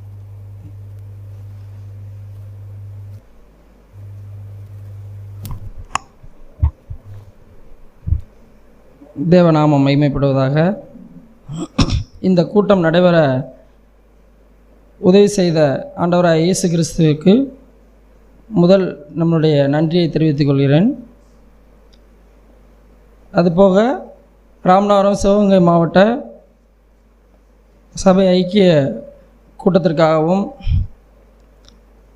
சகோதரர் சிமியோன் ராஜ் தேவ ஊழியர் அர்ப்பணிப்பு விழாவிற்காகவும் சபையின் ஸ்தோத்திர கூட்டத்திற்காகவும் இந்த சபை ஆரம்பித்து 25 ஆண்டுகள் நிறைவு பெற்ற இந்த சந்தோஷமான நிகழ்வுக்காகவும் வருகை தந்திருக்கிற ஆண்டவராக இயேசு கிறிஸ்துவனுடைய பிள்ளைகளாகிய தேவ ஊழியர்கள் அனைவரையும், சகோதர சகோதரிகள் அனைவரையும், அவர்களுடைய குடும்பத்தார்களையும், எங்களுடைய காரைக்குடியின் பொன்னகரில் இருக்கக்கூடிய அருணோதயம் சகோதர சபையின் மூலமாக மன மகிழ்ச்சியோடு ஆண்டவராக இயேசு கிறிஸ்துவனுடைய கிருபையால் நாங்கள் வாழ்த்தி நன்றி தெரிவித்துக் கொள்கிறோம். நம் ஆண்டவராகிய இயேசு கிறிஸ்துடைய கிருபையும் பிதாவாகிய தேவனுடைய அன்பும் பரிசுத்த ஆவியாய்க்கும் அந்யோன்யமும் நம்மளோடும் கூட விசேஷமாக அர்ப்பணித்திருக்கிறவன் சிமியோன் ராஜோடும் கூட